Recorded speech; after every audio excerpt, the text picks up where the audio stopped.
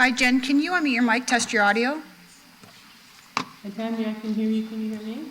Yes, thank you. Councillor Fortini, can you unmute your mic and test your audio?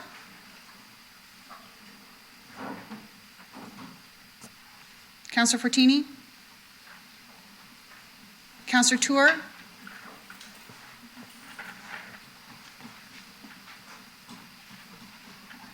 Councillor Paleshi? Oh, you snuck up on me. Thank you.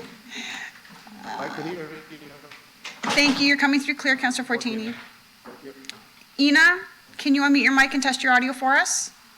Good morning. Good morning. You're coming through clear. Did I miss anybody for a mic check? Councillor Tour?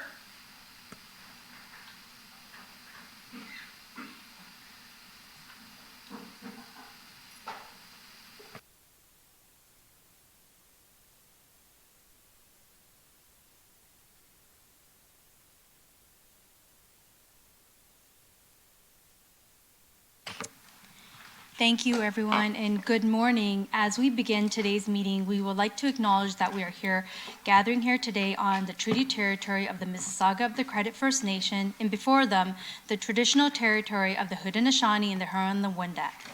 We also acknowledge that many First Nations, Métis, Inuit, and other global Indigenous people that now call Brampton their home. We are honored to live, work, and enjoy this land. Good morning and welcome to our meeting of Brampton's Committee of Council. All members are present today with the following participating remotely or absent. Is that correct, Ms.? Okay. Our next item of approval of the agenda. Does any member wish to add a business item to today's meeting?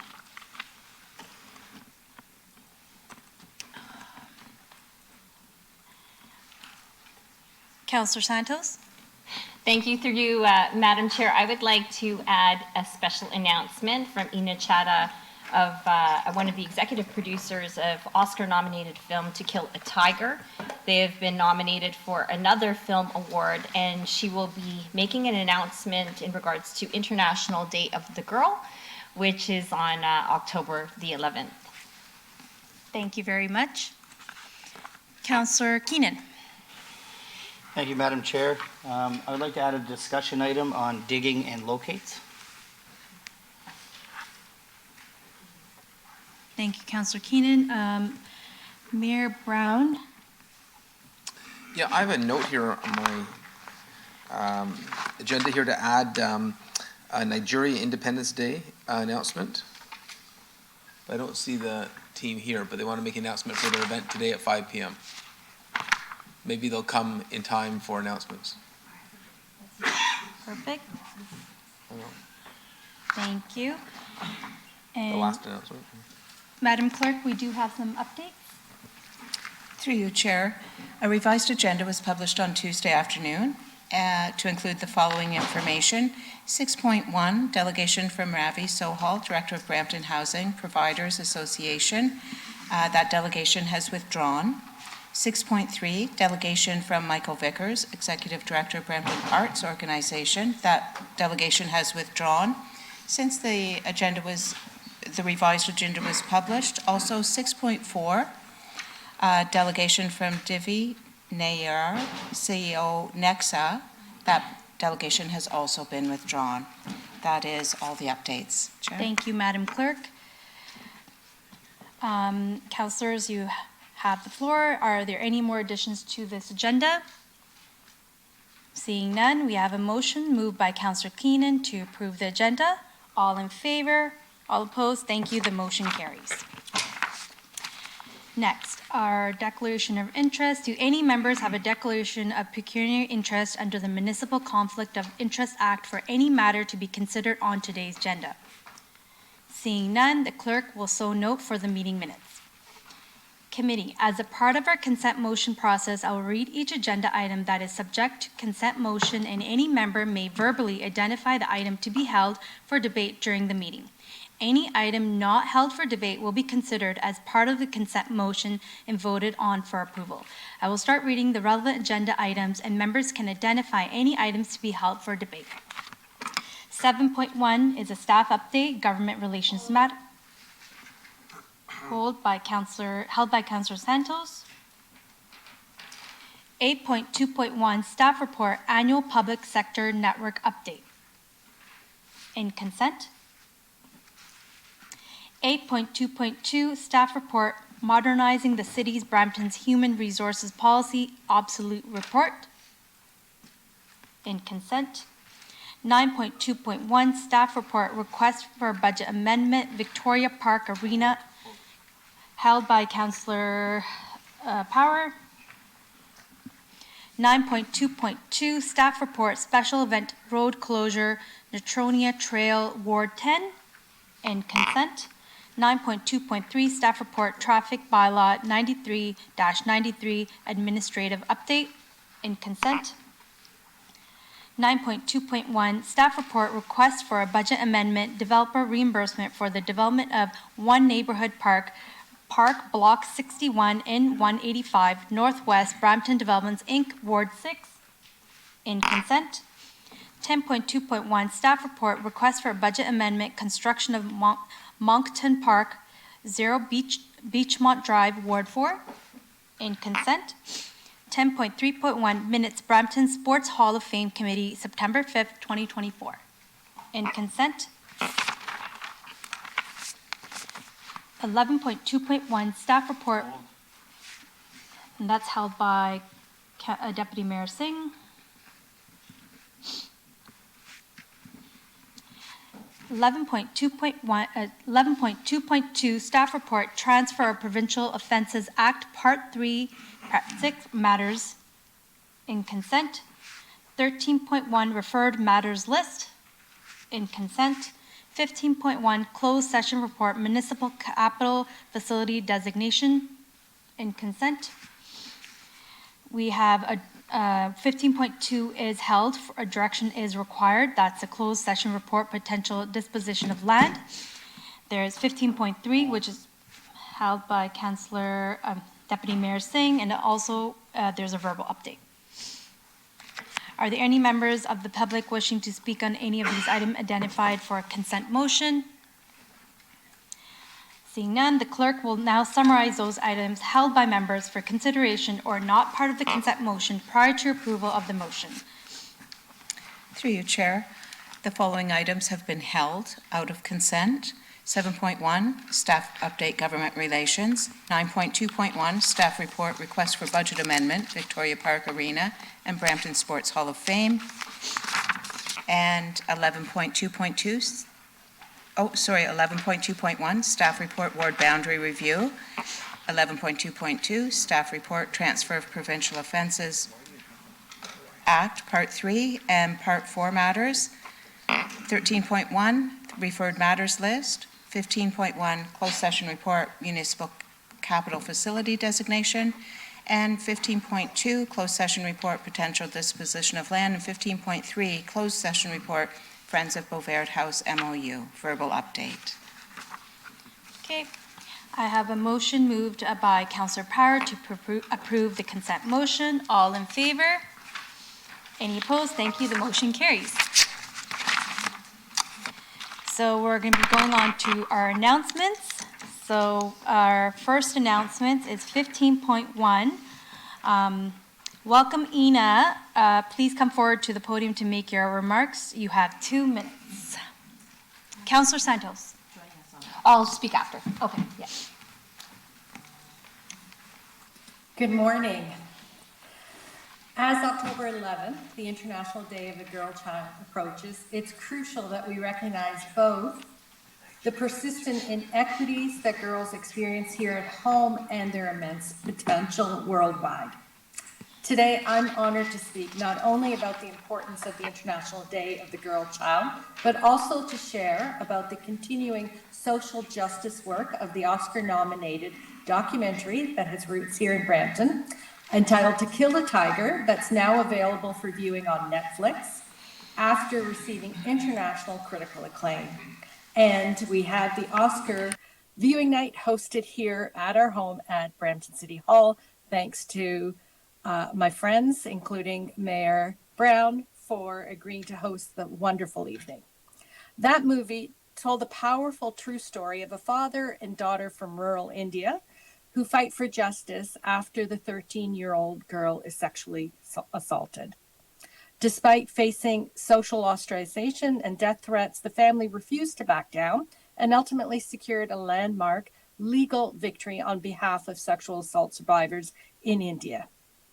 As an executive producer to the documentary, I've seen firsthand how storytelling can become a catalyst for change when a community unites around it.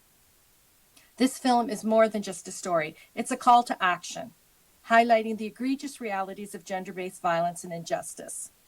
The International Day of the Girl Child and To Kill a Tiger are connected by a shared mission to uplift and protect the rights of girls by creating a world where they can thrive without fear.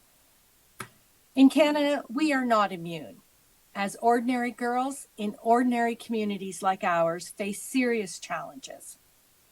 As chair of the Ontario Human Rights Legal Support Centre, the province-wide agency that provides free legal services to victims of discrimination and harassment, I can tell you that almost 1 in every 2 high school age girls report sexual harassment in conjunction with their part-time jobs, their co-op placements, their volunteer programs. Sexual harassment of young girls, unfortunately, by older men in positions of power, is pervasive. That's why the To Kill a Tiger team has set to launch a Stand With Her, a global justice campaign aimed at confronting the root causes of violence against girls. The campaign centers survivors by providing legal advice. It promotes healthy masculinity by encouraging men to challenge harmful behaviors, and it advances gender-based violence education and cultural change. These are not distinct or abstract goals. They're practical, tangible, and they're steps that we can realize here in Brampton. To achieve this, we must foster open conversations and question the norms that perpetuate injustice for girls. Today, I'm here to announce October 11th is the International Day of the Girl Child. As we prepare to honor the importance of that day, we must ask ourselves, what can the City of Brampton do to protect our high school girls? What can we do to challenge discriminatory norms? And what concrete steps will you take to support the To Kill a Tiger Impact Campaign? It's not just enough to simply recognize we have a problem. We have to collectively work together to be part of the solution. So in conclusion, I encourage you all to watch To Kill a Tiger, to promote our impact campaign, and commit to building a safer, more equitable world for all girls. Thank you for having me today. Thank you, Ina. I do have Councillor Santos on the board.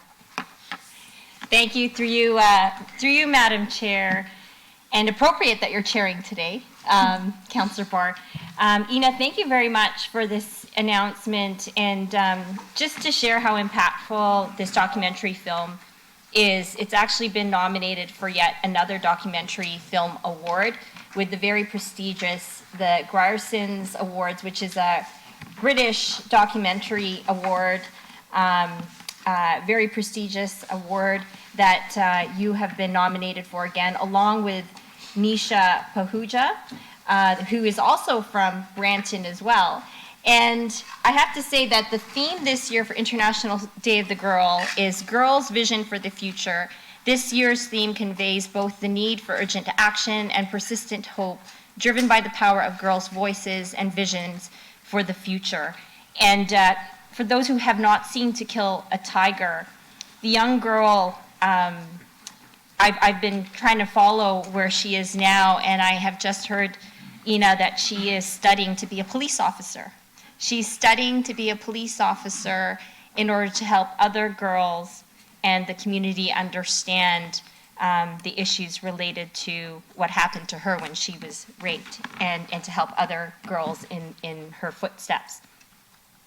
And the other thing that I wanted to share as well, in addition to the Impact campaign, is that I believe you are now working on another documentary.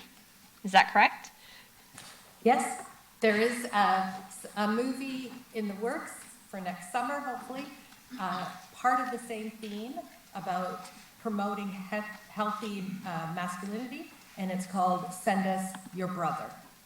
Amazing. And so when Send Us Your Brother is ready to be released, Ina, both Councillor Brar, myself, Mayor Brown, and all of council would be happy to host another film screening. And so just a flag for the team here in Brampton, we definitely want to make sure we have a film screening to support that documentary film, and I'm looking forward to watching it. So thank you, Ina. Thank you, Kieran from To Kill a Tiger. Thank you, Rajat, her father, and thank you to Nisha for such an impactful film and for making this announcement today. Well, thank you for championing our work. Thank you, Councillor Santos. And I just really want to say thank you, Councillor Santos, for all the work that you have been doing in the past couple of years now and working towards fighting against gender-based violence. And Ina, I just want to say thank you for coming here. Obviously, to watch this film, it's very hard and difficult and very emotional, but we have to see the real side of it and what's happening around the world and what changes we need to make. So I just want to say thank you so much to you and your team for coming out here. It's, it takes a lot of guts and it takes a lot of emotion to bring this to the table. So again, thank you for everything you've done. Always here to support you here in the future. Thank you.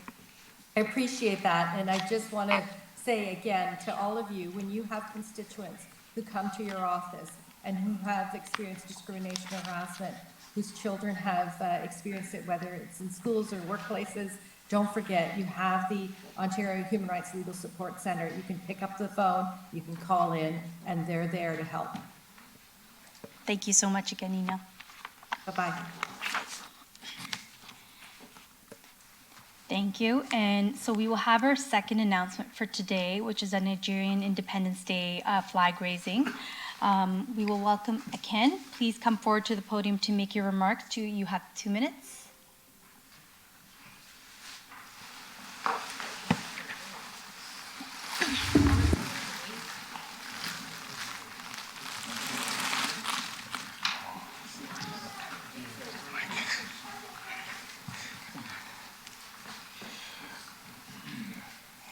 Your Worship, Honourable Patrick Brown, Mayor of City of Brampton, distinguished and esteemed councillors and members of the City Council. My name is David Bibiam, and I stand before you along with my brothers and sisters, and we're here thrilled to invite you to join us for the Nigeria's 64th Independence Day flag-raising ceremony and celebration. This event also is going to be celebrating the rich cultural heritage and resilience of Nigerians, not just back home, but also Nigerians' communities spread across the GTA, especially in this city of Brampton that we now call home. As you all know, Nigeria gained her independence on the 1st of October 1960, which was yesterday, and across the GTA, there were several flag-raising ceremonies, but this one will be one that is going to be an exception because Brampton is always setting standards and raising the bar. So for the first time, this momentous occasion marks, which is going to be marking 64 years of Nigeria's independence and self-governance. As we reflect on our nation's journey, we also celebrate the significant contributions Nigerians have made. You will all agree with me that Nigerians have contributed greatly to wherever we reside. As individuals, in small and collective groups, we have been contributing to Brampton's diversity and prosperity, and I dare say we are just getting started. Today's event promises to be an unforgettable experience, just like the recent Flavors of Niger Crossroad of Culture, which was graced by our Prime Minister, Justin Trudeau. For the first time, Nigerians and Nigerian groups decided to come together as a coalition to put this event together, setting another history moment. Today's event will feature a vibrant flag-raising ceremony, traditional Nigerian music and dance performances, authentic Nigerian cuisine, cultural fashion runway showcasing Nigeria's diverse tribes, speeches aimed at informing and educating everyone about Nigeria and Nigerians. You will also get to meet Nigerian businesses and also network with them as much as possible. And of course, music is always very important there. The date is today, October the 2nd, and the time is at 5 p.m., and it's going to be at Ken Williams Square. We will have lots of opportunities to interact more. We also have an opportunity to invite some of you and all of you to join us to celebrate this, and we're calling you our brothers and our sisters. We've had that effect on our mayor, who's been to Nigeria twice and is still eager to go there. And we want to also have you as our brothers and sisters to join us in celebrating this momentous occasion. We would like to also make a presentation to our mayor because we want everybody to look like us as you come. I know that our mayor has received several attire from the Igbo tribe, from the Hausa tribe, and this is also from one of us. These are the colors we're wearing today. It's an agbada. I don't know how I can just... Okay. Yes, please. So please can you play the video while we're presenting? Yes, Thank you so much for your delegation again. Thank you. On the 1st of October 1960, our great nation, Nigeria, was born.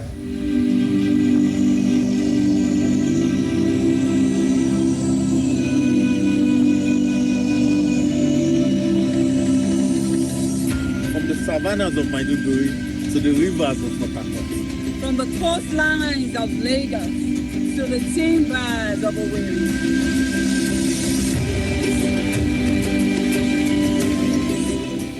Ekene m unu, anyị bụ ndị Igbo, mana anyị bụ onye Naịjirịa na nke mbụ.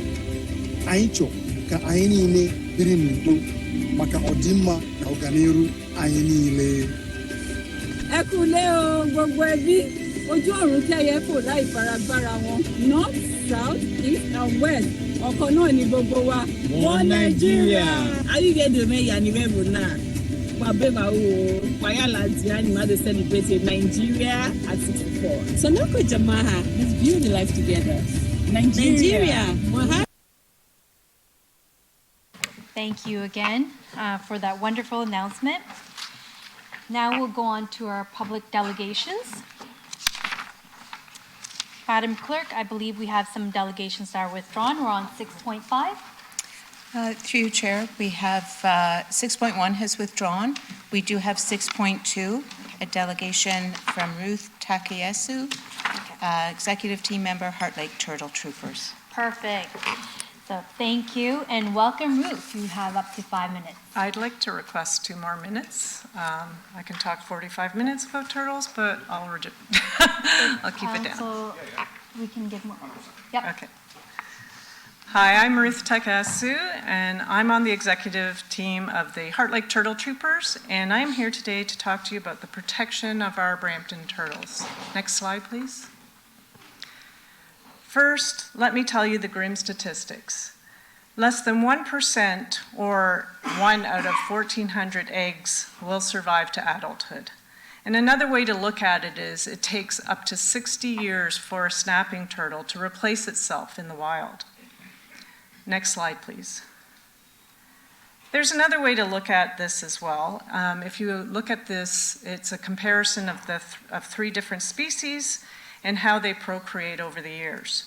You can see the graphic of the snapping turtle, and after 17 years, it is still just a snapping turtle, and maybe it has some eggs with it, whereas the other species have a lot more in numbers. These are based on Algonquin studies, which are a lot different because we have a lot more subsidized predators and roads for our urban turtles. Next slide, please. For us, this is the biggest issue, roads. What Brampton does for signage, for mitigation like eco-fencing and passages or nesting beaches, for reducing speed, and for education helps our turtles out. Next slide, please. You may ask, yeah, but why turtles? Why are they so important? Well, they are the janitors and the gardeners of your wetlands. They move nutrients around and seeds and clean up the wetlands by eating dead and decaying things. Well, and let's face it, they're cute. Next slide, please. In 2024, Heart Lake Turtle Troopers were busy. This is a week-by-week comparison of the nesting season in Brampton. We protected the majority of nests in 1 week in June, even maybe one weekend. And I'd like to say, I always say it was raining turtles that day. And this year, everything caught us off a little off guard because it started almost 2 weeks early due to climate. Next slide, please. Since our first nesting season in 2021, we have gone from protecting almost 70 nests to over 180. Next slide.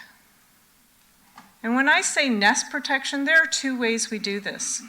We put those nest protector boxes down that you might see around the Heart Lake area. Wherever possible, that's our choice. But sometimes there's still too much risk to the turtle eggs. So we work with Scales Nature Park up in Orillia. They do a lot of work for us to train us, to get us on ministry permits, so that we are able to excavate the eggs, send them to Orillia, and have them incubated so they can return to their mother's wetland. 1,900 eggs were sent this year, and almost 1,700 turtles returned to their wetlands. I'd like to note that Scales Nature Park is in peril of not being able to help us in the future. Without funds at their end, they will not be able to support us. Between us and the other GTA groups, we represented 40% of the incubated eggs that were sent to their facility. Next slide, please.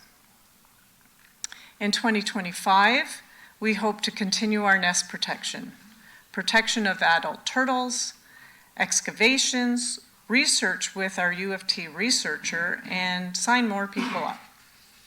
Next slide, please. Dr. Tharusha Wijawardena is the primary researcher that works with our team on the Urban Heat Islands project.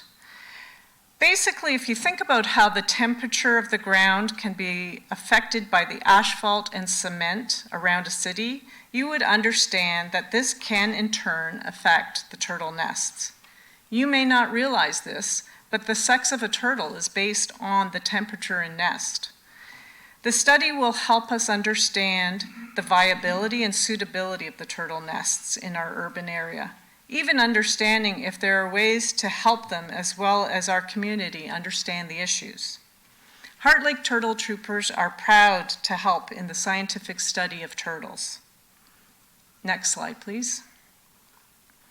This concludes my presentation today. We hope the City of Brampton can continue to support our community group, consider road mitigation strategies as development occurs, and consider how you can support the group monetarily so we can pay our way for the excavation and incubation activities for our native turtles. Thank you. Thank you. We do have Councillor Palachi on the board. Thank you, Madam Chair. Thank you, Ruth, for coming and delegate. Heart Lake Turtle Troopers are definitely something that's very close to my heart. Been involved with it since the very beginning, and we'll always make sure that the funding and support from the City of Brampton is definitely there for you. It's upsetting to hear that the incubation site up in, Collingwood? Orillia. Orillia isn't going to be around very much longer. Well, they need funding. So they've had a major funder disappear on them, and they're waiting to see if they'll come back. Do you know where their shortfall is? How much? They haven't told me how much, but they said if every group that they work with was able to come up with, $2,000 to $5,000, that would definitely start helping out. Okay. And certainly things like the travel time, like they have to come and train us, so For sure. we have to help pay for their gas, so we usually try and find ways to help them out as well. So it's things like that that can make a big difference, but incubation facilities cost money to take care of, so. So this is one of those other things that I wanted to incorporate into the Environmental Education Center, is have laboratories in there that can help and support groups like yourselves. This one through Credit Valley Conservation Authority, but to have that touch on grassroots organizations such as yourselves to be able to help and support from the highest to the lows. So hopefully that's something that they'll be able to take on, and just here right in Brampton, we'll be able to have that incubation of turtles. The Turtle Troopers have done a remarkable job over the years in not only saving, but turning the decline of turtles into an incline, and it's there in the numbers. And round of applause for you and your team. Like it's remarkable just seeing what it was to what it is now. Recently, Councillor Barr and myself asked for support, financial and help in Heart Lake Road, kind of the mitigation of trying to rebuild some of the fencing, the turtle protection fencing. I think we're getting a new tunnel under there for creatures and animals to be able to travel under Heart Lake Road. Can we maybe have an update on that in maybe by council of next week to see what's happening? I've been on the road a couple times, trying not to go on the road because I don't want anybody traveling on the road. But I don't recall seeing that fencing being rebuilt. I know it took a little bit of damage after last year's snowfall. Just want to make sure that we get on top of it prior to this year's snowfall. So if I can have an update at council next week, I'd appreciate it. And then maybe just that tunnel in the north end, I think, of Heart Lake Road that was determined on the Burt Log application. The roundabouts, the signalization of Heart Lake Road. What else are we doing to try and get the residents of Caledon to stop coming down that road? If that would be appreciated. Also, if we can have an update of that on next council. Thank you again for your dedication. Okay, thank you. Thank you, Appreciate the Councillor time. Palashi. I think the Commissioner wanted to say something. Through the chair, through to Councillor Palashi, staff will bring back a briefing note along with a verbal update to the next council if that satisfies the request. Thank you, and I just want to say thank you for coming here. I think, when we look at Brampton and we hear about turtles, some people don't even know we have turtles in Brampton, and I think that's amazing to see how the Heart Lake area is really bringing our environment back. And it's not just, I know the Heart Lake Turtle Trooper runs on volunteers, so again, thank you to all the volunteers who participate, that take up time, and really thank you for your whole team. And I know Councillor Palashi and I both support you very much, making sure that wherever you need help, we're there for you. Again, whatever we can do to help, that'd be great. Okay, thank you so much.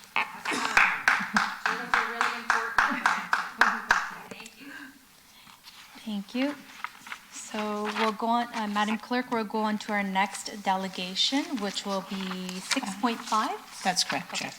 Our next delegation is item 6.5, a delegation from Gail Miles and Jess McCrae, Brampton residents, on behalf of Alexander and Union Street neighborhood regarding regeneration and demolition of 164. Welcome, Gail, and Gail, you have up to 5 minutes. Thank you. Good morning, Madam Chair, Mayor Brown, members of council, ladies and gentlemen.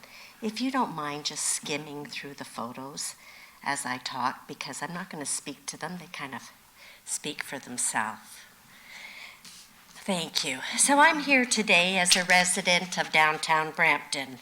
My home and property run off the block that contains the 7-Eleven, Grace United Church, Regeneration Food Bank, plus 164 and 166 Main Street.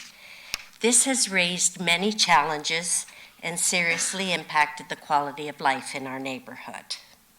My neighbors and I are sympathetic to the plight of the hungry and the homeless.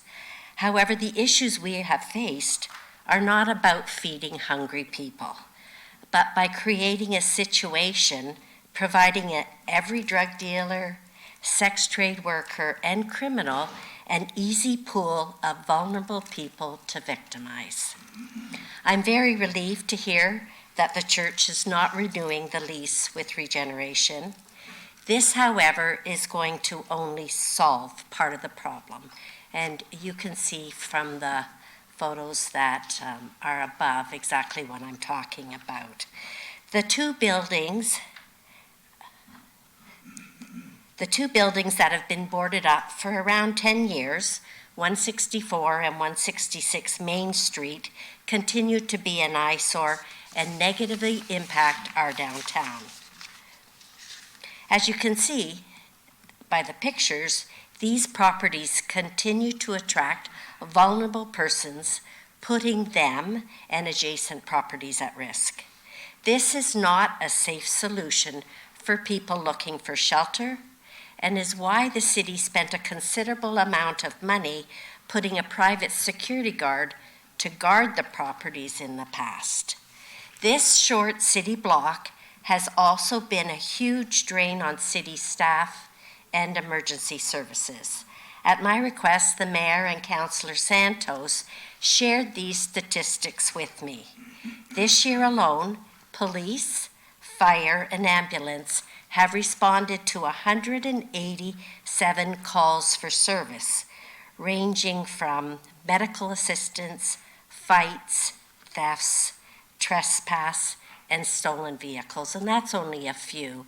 And I think if we still have three-tiered response, which I think we do, that means police, fire, and ambulance responding to those 187 calls for service. And I would wager a guess that there's no other 4 properties in the city of Brampton that would have demanded this much service. My neighbors and I have waited patiently for those homes to be demolished. And based on history, I have no faith that the owners will not step up and take responsibility. And I'm pleased that the heritage designation is now gone, so something can be done. Unsafe, though, should not just be determined by the structural integrity of those buildings. Consideration needs to be given to the bigger question of public safety, the impact and the risk to our broader community. Council can utilize your power under the Ontario Building Code. There is a section in the Act that allows for an order to remedy an unsafe building with 2 options. I urge you to save time and resources by directing staff to move directly to step 2 and issue a demolition order for immediate danger. So that way, if the property owners fail to apply for a permit, the city can hire a contractor to demolish the building at the owner's expense.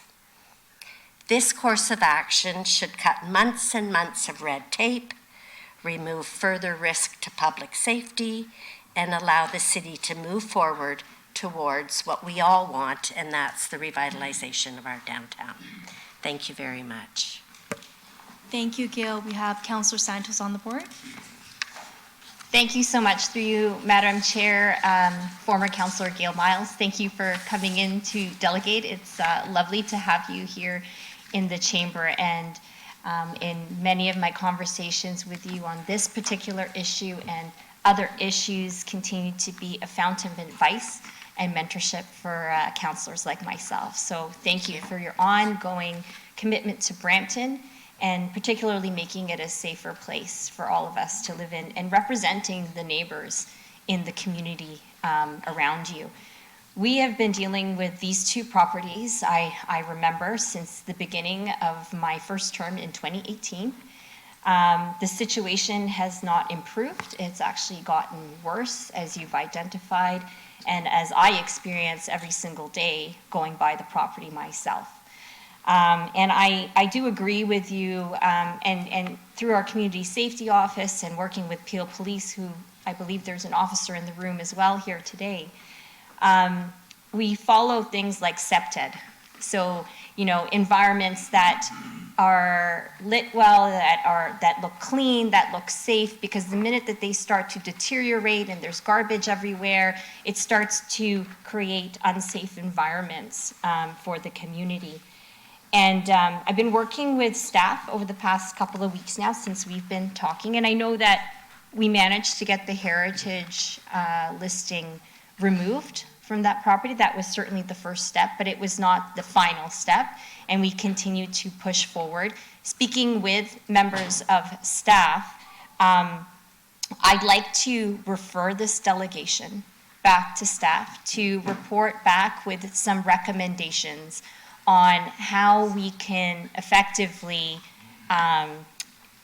demolish the property. What's the path to the inevitable result, which is demolishing the property? Clearly, the property owners over the past 10 years don't want to do anything with it. they've demonstrated that. And so just wondering if I could refer this back to staff for that report on October the 16th. Is that enough time? I look to the city solicitor and the team if we could get a report back to council. Through the chair, yes, we will aim to have a report back by then. Amazing. And Gail Miles, is there anything else you wanted to add now that we're going to get a report back on how to proceed and make sure we do our best to see the property demolished? Well, I think that in order for our downtown to really undergo the kind of changes and revitalization that we all want to see, we have to start as a council and as a community taking some definitive action to deal with these. And I think, as I said, with regeneration, not having their lease renewed perhaps, and I'm sure that another more appropriate location will be found, that's sort of the first step in many. Plus, all around me are buildings and scaffolding. That means that those structures are coming down, making way for perhaps new buildings and new development that's going to enhance our downtown. That's really what it's all about, is making sure that at the end of the day that the decisions that we make are moving us in the right forward to a more revitalized downtown core. And I know that's not easy. It's something that through my 30 years of council, I did try and see happen. But unfortunately, we haven't realized that dream yet. Thank you, Gail. And just to also add, there are a number, and I've shared some with you in person in some of our meetings. There is revitalization coming. It just means that our downtown is in a state of construction most of the time, but we're getting there. And I think that part of the solution is dealing with properties like this. So I look forward to the report on October the 16th, looking at the different options to proceed with demolition. And I believe Mayor Brown is seconding the referral of that if it's necessary, Madam Clerk. Thank you, Councillor Santos. We do have Mayor Brown on the board. Yeah, happy to second that referral. I just want to say, first of all, thank you, Gail. You've been a gift to the city of Brampton. Even though you retired from public service, you continue to look at our downtown, look at ways to help us in our revitalization. We get constant emails from you, and it's because you care. And we're lucky to have residents like you who are so passionate about our city, or the Wellspring Shinkuzi fundraising that you do every year. It's wonderful to have people that just don't want to stop helping their city. And so that's not lost on us. And I look forward to see the municipal tools we have to help expedite this. And there is exciting things happening in the downtown. So pointing this out, that scaffolding you're talking about, a different construction on the verge of happening, is only the tip of the iceberg. You look at the Center for Innovation, the Heritage Theatre Block, the LRT extension. We're about to get a brand new downtown that I think will be really exciting and rival that of other cities. But you're right, we have to deal with some of these challenges as they exist on this revitalization journey. And I just wanted to add, in all seriousness, despite you being here for 30 years and suggesting that's a long time, I still think you look better than Councillor Paleshi. So, just my own perspective, yeah. I have to say, when I walked in today, I thought it was his father, Paul, sitting. Anyway, thank you very much. I know there is a solution to this. I'm not sure if it's the building code, but I do believe the municipality must have some tool that when a building is boarded up for 10 years in order to deal with it. So thank you for your time. Thank you, Gail Miles, and thank you, Mayor Brown and Councilor Santos. So we do have a motion moved by Councilor Santos, needed to second by Mayor Brown, that the regeneration demolition of 164 and 166 Main Street North, Ward 1 be referred to staff for a report back on October 16, 2024 with respect to potential demolition. All in favor? All opposed? Thank you. The motion carries. Our next delegation is 6.6, a delegation from Jermaine Spence and Marlene Spence, Hope Indoors Community Services, the Chance Center regarding I Can Learning Disabilities Awareness Campaign. Welcome. You have up to 5 minutes.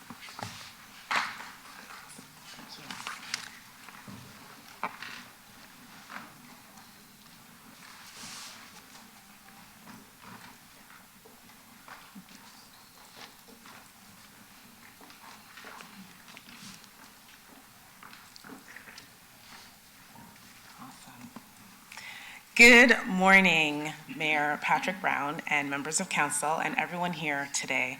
My name is Marlene Spence, and I'm honored to be here with my husband and co-founder, Jermaine Spence, as well as some of our placement students and participants from Hope Indoors.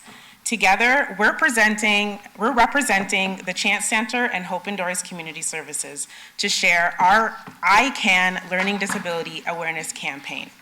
October is Learning Disability Awareness Month, and we believe it's important to highlight the incredible work our participants have been doing and the need for greater awareness and support in our community.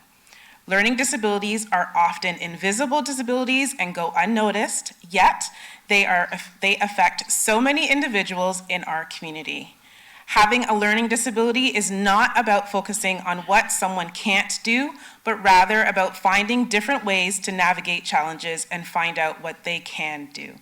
This belief is at the heart of what we do at Hope Indoors Community Services and the Chance Center. We see firsthand how individuals with learning disabilities can thrive, and when given the right support and opportunities, So Hope Indoors Community Services is our Life Skills Day program where we work with individuals who have learning disabilities, ADHD, autism, and other neurodiverse conditions. Our focus is on helping these participants develop practical skills that empower them to lead more independent and fulfilling lives. The Chance Center is our broader organization, and it is committed to creating inclusive opportunities for underserved communities. We focus on helping individuals reduce barriers to employment and personal development. So what is our I Can campaign?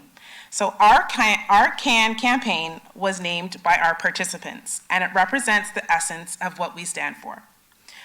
When I sat down with our participants from our program and asked, what do you want the world to know? They said they want to shift the narrative from I can't to I can, and recognize that with the right support, every individual can achieve great things. We've developed digital resources as part of this campaign to support schools, businesses, and the wider community, helping them understand how to create more inclusive environments for those with learning disabilities. As part of this campaign, our participants have created custom learning disability awareness apparel. These t-shirts and hoodies are a personal statement of pride and creativity and the belief that everyone has something valuable to contribute. Every shirt and hoodie is a symbol of what our participants can achieve when given the right opportunity. So today, we are here to ask for support in two ways. One, endorsement of our I Can campaign. We're asking that we lend your support in helping us to amplify our message and reach out to more people in Brampton, raising awareness about learning disabilities and the incredible potential for those living with a disability. Many of our participants also face barriers to employment due to the lack of understanding and accommodations for their learning differences. So we're particularly focused on sharing this campaign with businesses to foster more inclusive hiring practices and workplaces. Secondly, we're asking your request for promotion of our learning disability apparel. We would be incredibly grateful if the city can help promote the sale of our t-shirts through events, campaigns, community partnerships, and social media channels. This support would not only raise awareness, but also provide essential funding for our programs that help our participants grow and succeed. So thank you, Mayor Brown, members of council, and everyone here today for taking the time to listen. We truly believe you can make a tangible difference in the lives of individuals who often feel overlooked and underestimated.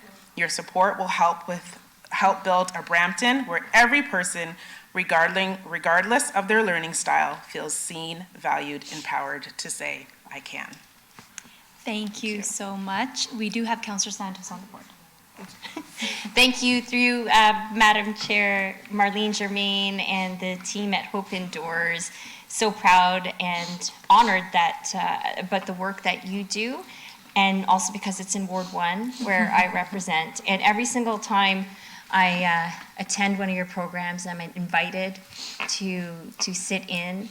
I'm always inspired by the work that you do, always, and also inspired by this campaign. Councillor Pelleschi is asking for a hoodie. Yes. And I would love one as well. So, and I would love to pay for that hoodie, so would Pelleschi, to support the cause. If you could also send us any social media or posts, or even just tag us in whatever you're promoting and posting, I will share it very proudly. And please continue to invite me to visit. I love supporting Hope Indoors and promoting your causes. Thank you. Thank you for always supporting. Yeah. Thank you so much, Councillor Santos. I agree. Definitely would love to have one of those hoodies. Always there to support where we can. And please, just like Councillor Santos was saying, wherever we can promote this, have social media tiles, that'd be great. And I would also request we can have a picture with them. I think that'd be an amazing idea. We can promote them and council members can come and join up for a picture. Would that be okay? Perfect. Thank you. Thank you.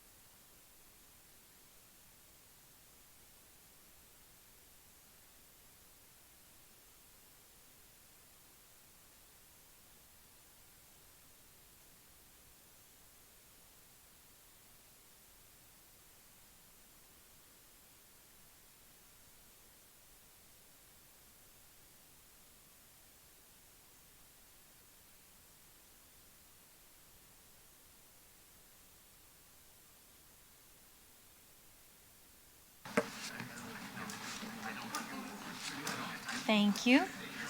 So we'll just wait maybe a minute.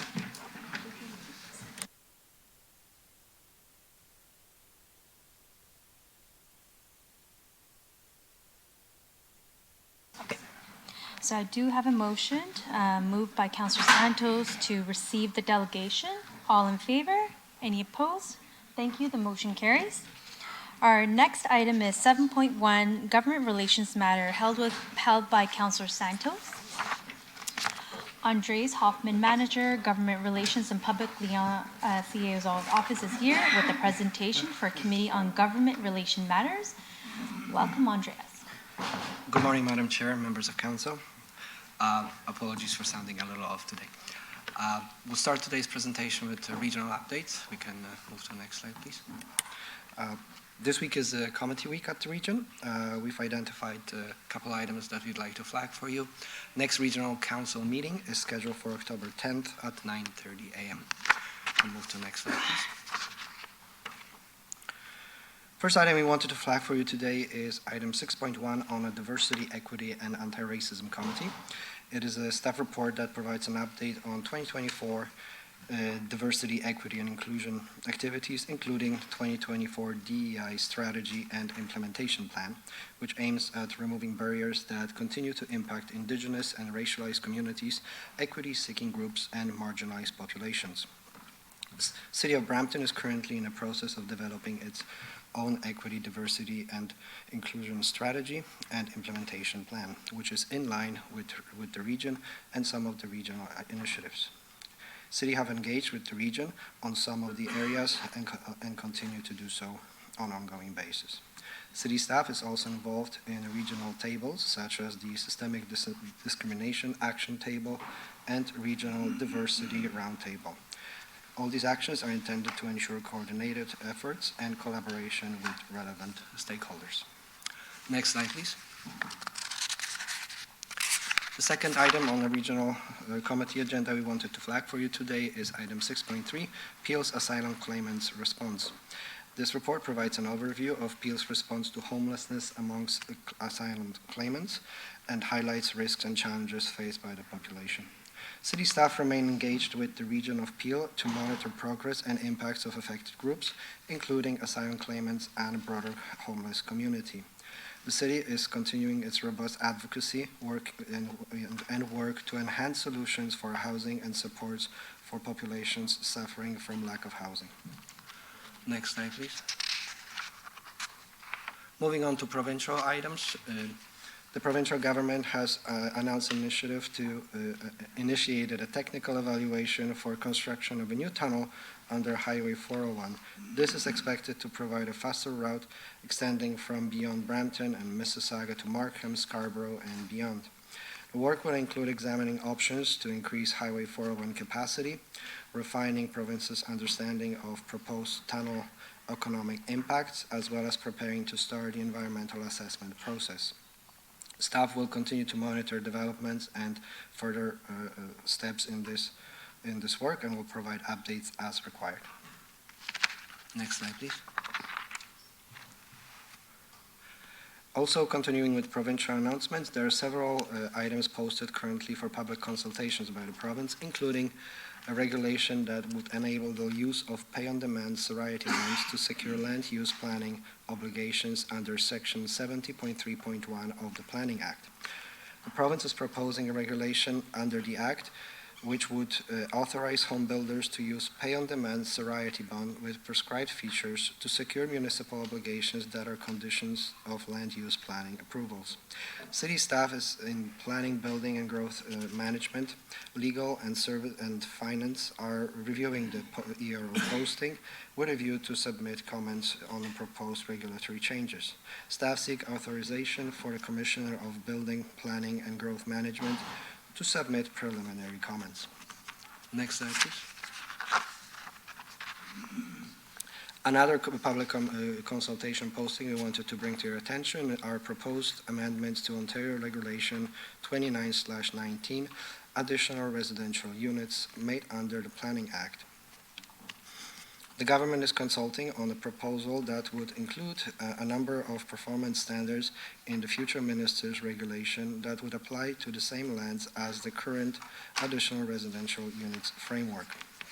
City staff are working on a draft report on this ERO posting with comments and analysis, which will be brought to Council for the October 16th meeting ahead of the submission to the province. Next slide, please. Moving on to federal updates. The federal government, together with the province, has announced an investment of $1.5 million over 4 years to create a more welcoming environment for international agri-food workers, which is significant given the province's $51 billion agri-food sector. This funding will be available to provide translation supports, transportation services, as well as providing supports in cultural and recreational activities. The intake for funding was going to be open October 8th, 2024 to November 19th, and successful applicants will be able to receive up to 75% of cost, up to a maximum of $100,000. Staff are working to review this opportunity for any potential funding applications. Next slide, please.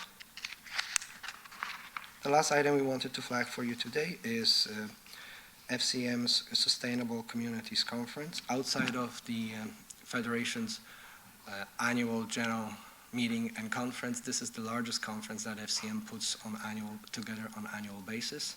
The conference will take place between February 10th and 13th, 2025 in Fredericton, New Brunswick. This event provides an opportunity for municipalities and other stakeholders to exchange ideas, learn best practices, and advance their work towards more sustainable communities across the country.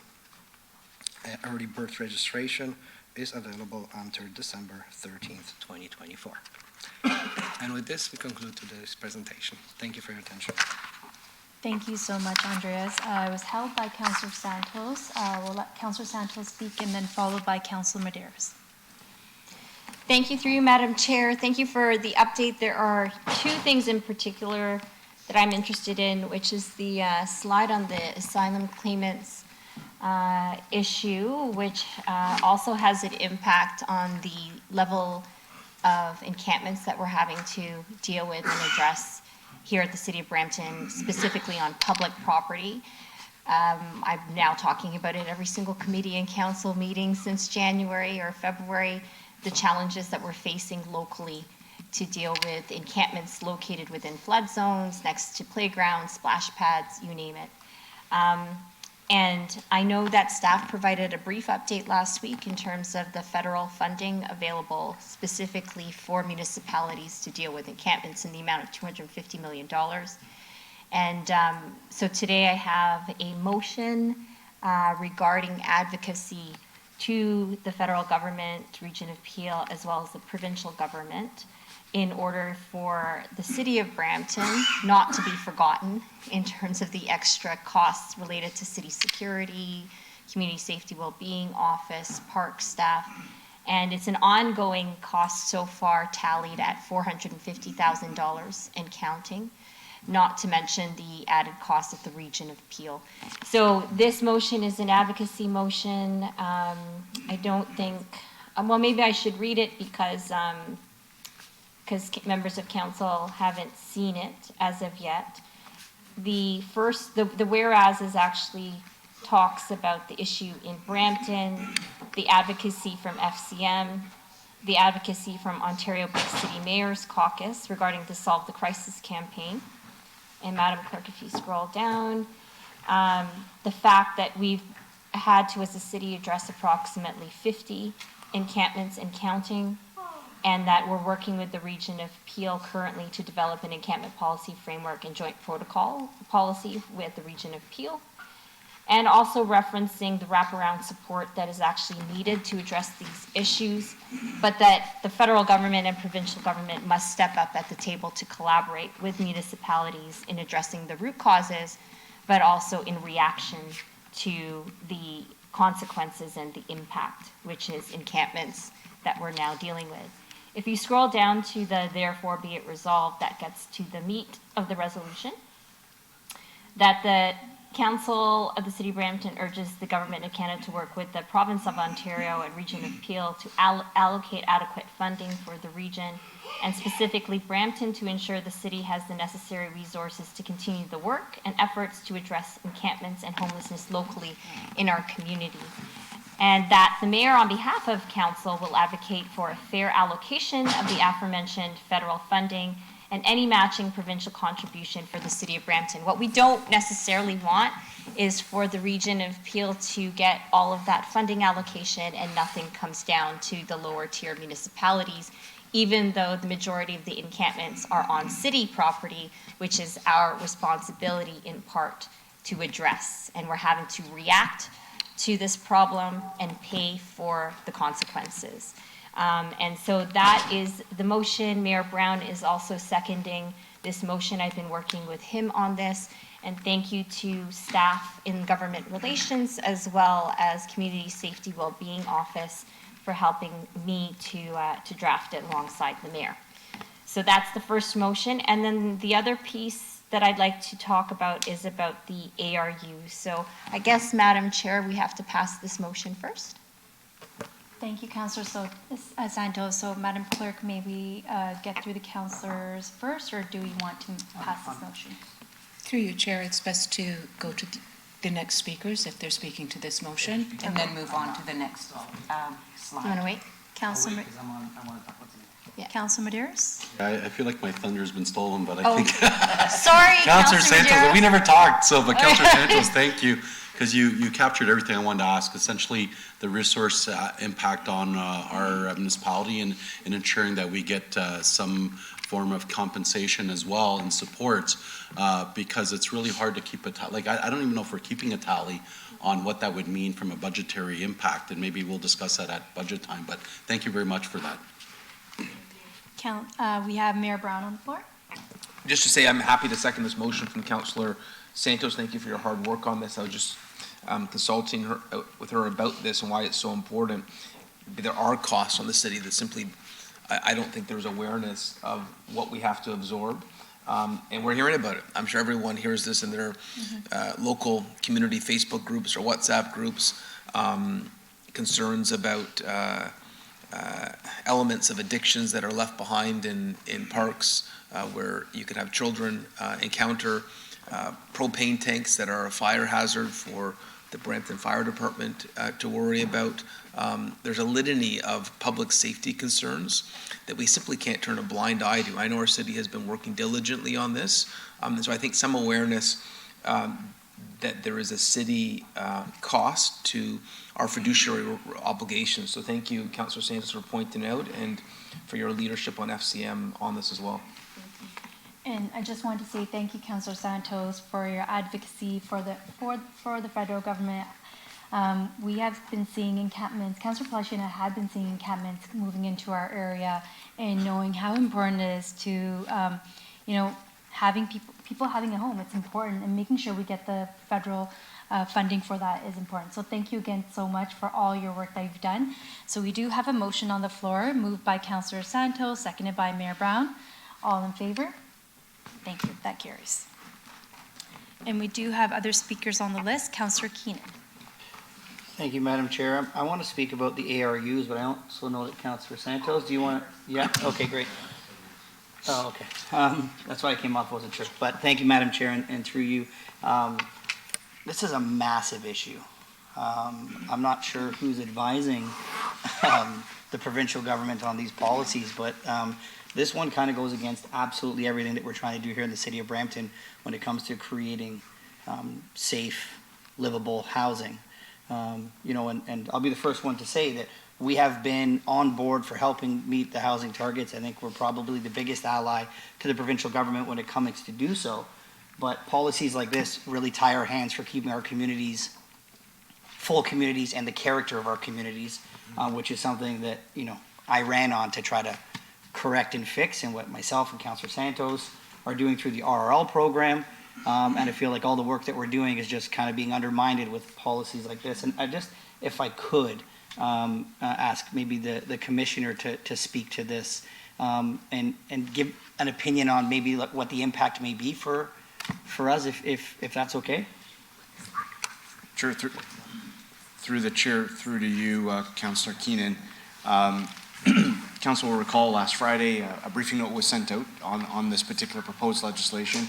If I could ask Andres or the clerk to put back up the slide But in essence, the proposed amendments in the legislation would override the municipality's ability to govern good planning practices when it comes to the permission of ARUs with respect to minor variances for GFA, floor space, and to your point, Councillor Keenan, over time compounded, that could take away from the character of the community. At first blush, this would be, in my opinion, not proposed legislation in the best interest for the city of Brampton. And staff will be bringing back a more fulsome report on October 16th to that effect. On your point about the housing targets, I would say that certainly when this council and Brampton stepped up to sign the housing pledge of 113,000 new units by 2031, and we're well on our way to meeting those targets, it was certainly my expectation, and I don't want to speak for council, but it's safe to assume that there would be a balance of net new homes in sort of greenfield and intensification areas in addition to ARUs. And my sense is that the pendulum could be swinging a little bit more towards the ARU side of the spectrum. This proposed legislation would only amplify that. And in my professional opinion, there are unintended consequences with the proliferation of ARUs in communities that would take away from the original intent and character. Yeah, so well said, because it's exactly what I was going to say. I just, when Bill 185 came out and we talked about signing up for the pledges, there was going to be consultation with the ARUs. Does the province have any consultation with us on the ARUs and when it comes to Bill 185? Through the chair, council may recall that proactively council identified the need for the province to consult with municipalities on ARUs and enforcement programs to support ARUs. We had not received a formal request for consultation. As of late, there has been a plethora of changes in policy and legislation from the province through ERO postings, with a very short window for staff to render professional opinions to council, and therefore council being able to provide a position. I would suggest that it would be in council's best interest to remind the province that we did originally request consultation on ARUs, and use that this forthcoming proposed legislation, if passed, again would have significant implications to the types of cities that I believe the province wants to achieve in Ontario. I feel that the 1.5 million homes that we need to achieve, the narrative has been solely on a number, not necessarily on complete communities, which in my opinion is what Brampton needs to strive for. Yeah, thank you, Commissioner, and through you, Madam Chair. Obviously, I have a massive issue with this for all the work that this council and my colleagues have put in over the last few years is really being undermined with this new policy. I think, I can't speak for the province, but I'm assuming, obviously, like you had stated, they're going after a number. And I'm assuming that smaller municipalities, the likes of, the Halton Hills, the Oakvilles, are using whatever's in their toolbox to stop ARUs. And not being as proactive as we are in helping to hit our numbers. And still, we probably have more ARUs in the city of Brampton than any other municipality. And it's just my own statement. I don't have numbers to back that up. And if the province is looking to make it easier to happen in other municipalities, they need to give us tools, which I've been asking for, to make sure that we, who are hitting our targets, who are being allies, have the ability to make sure that our communities are safe, they're being built appropriately, and we're maintaining our character.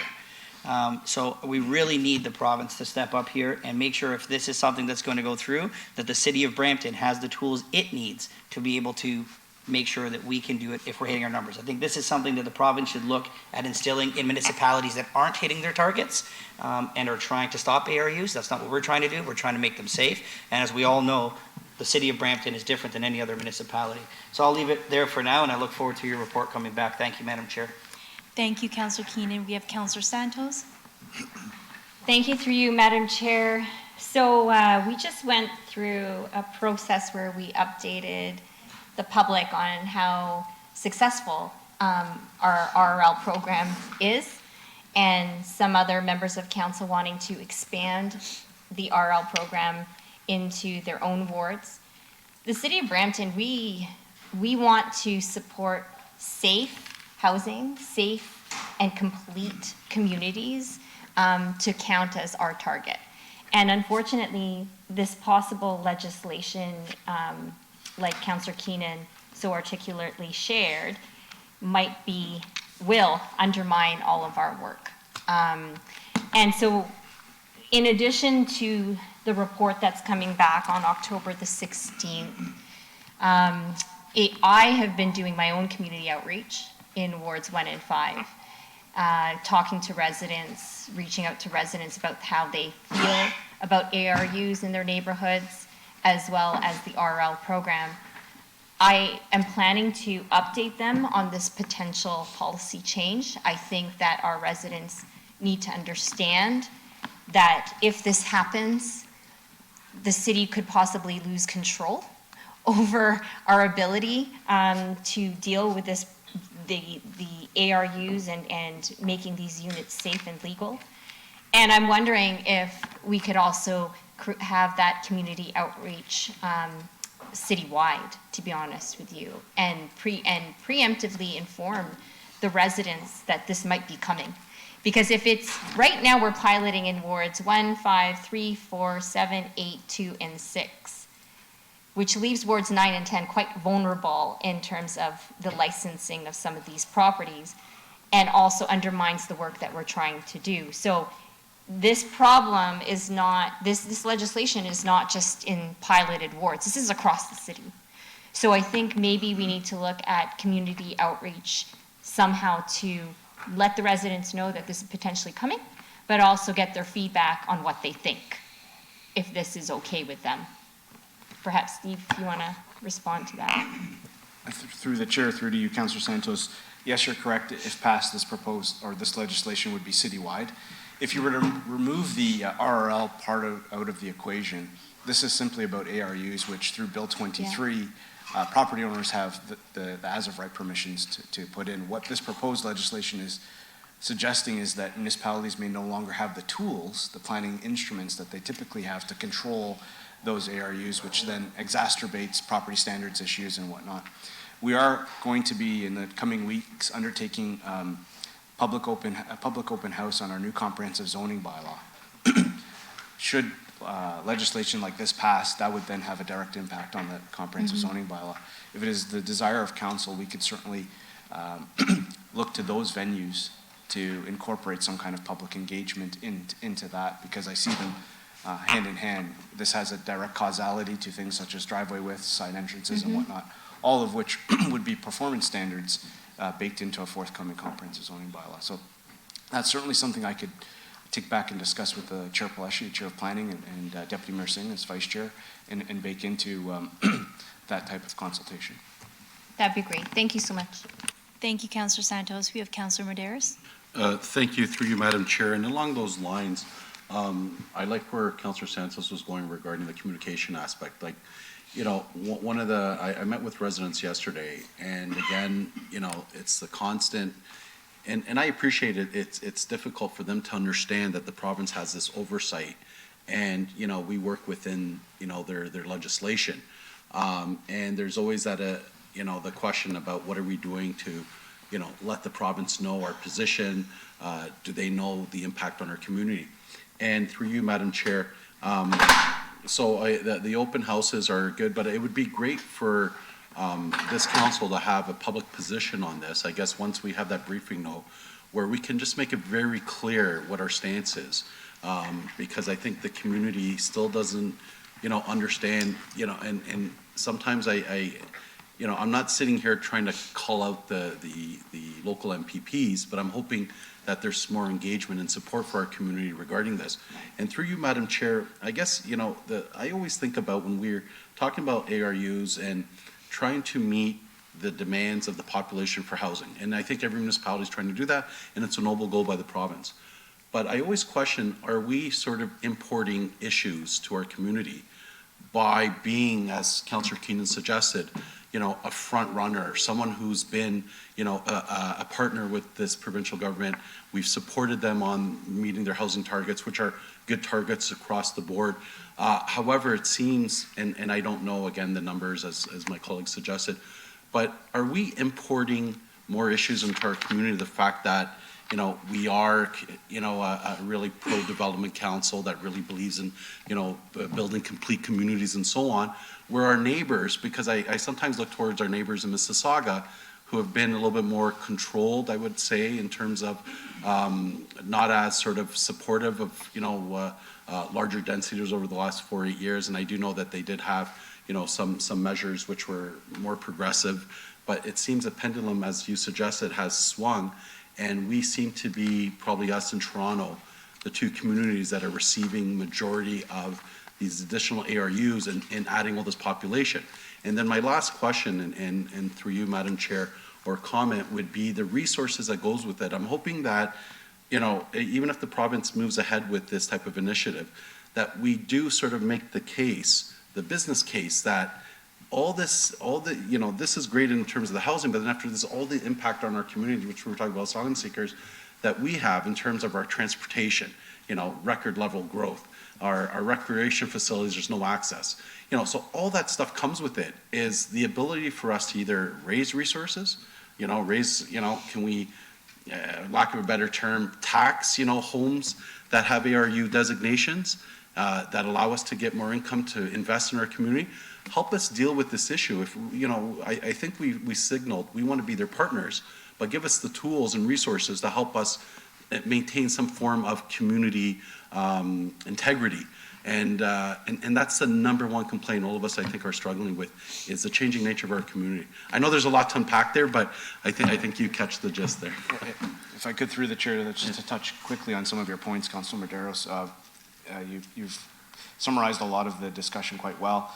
In terms of, you know, Brampton being, let's say, a forerunner in ARUs, it's in the last year, ARUs has made up a large composition of our target. But I think the bigger issue that we need to deal with as a city is removing ourselves from the narration of fixation on just a number. Because as you said, there are a number of unintended consequences that come when you start to fixate on a number to meet the housing supply. So the report that will come forth on October 16th will touch on that. And I can tell you that when I saw this proposed legislation, it posed some grave concern to me, because I believe it would undermine the policy regime that this council has endorsed through our new official plan, and certainly undermine the expectation of our residents when they see planning applications that come before this committee and council endorses them, and so do staff.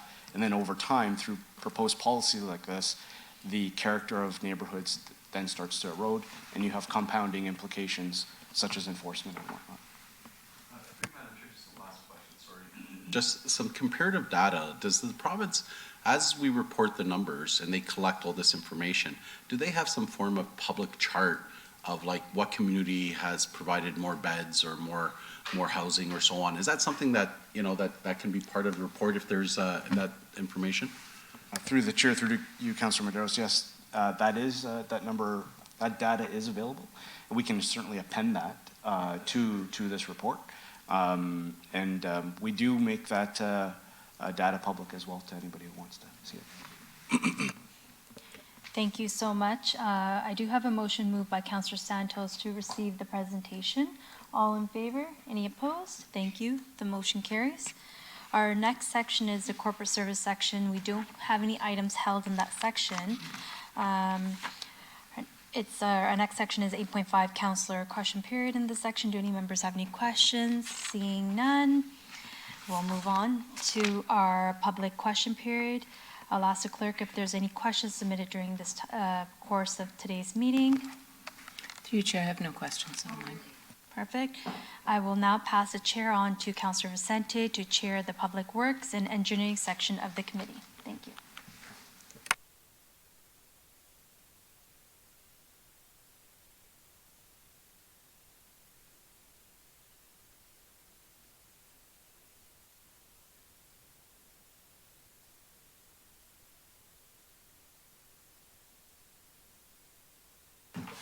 Thank you very much. Our next item will be item 9.2.1, which was held by Councillor Power. Councillor. Thank you, through the chair.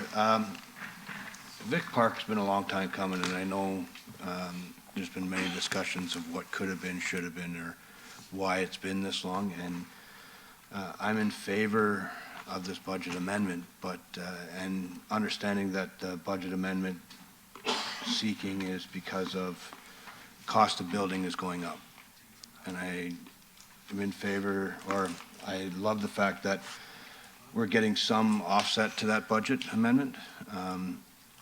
But something that piqued my interest some time ago by somebody else on council who said that maybe that we look at ways to maybe offset the budget a little bit further by scaling back some of the parts of the rec center that's being built. But I'd also like to look at maybe possibly if we can add some type of feasibility study or if it's feasible to add a daycare center there. So maybe get a report back about adding a daycare to Vic Park. That's it. Do staff have any response?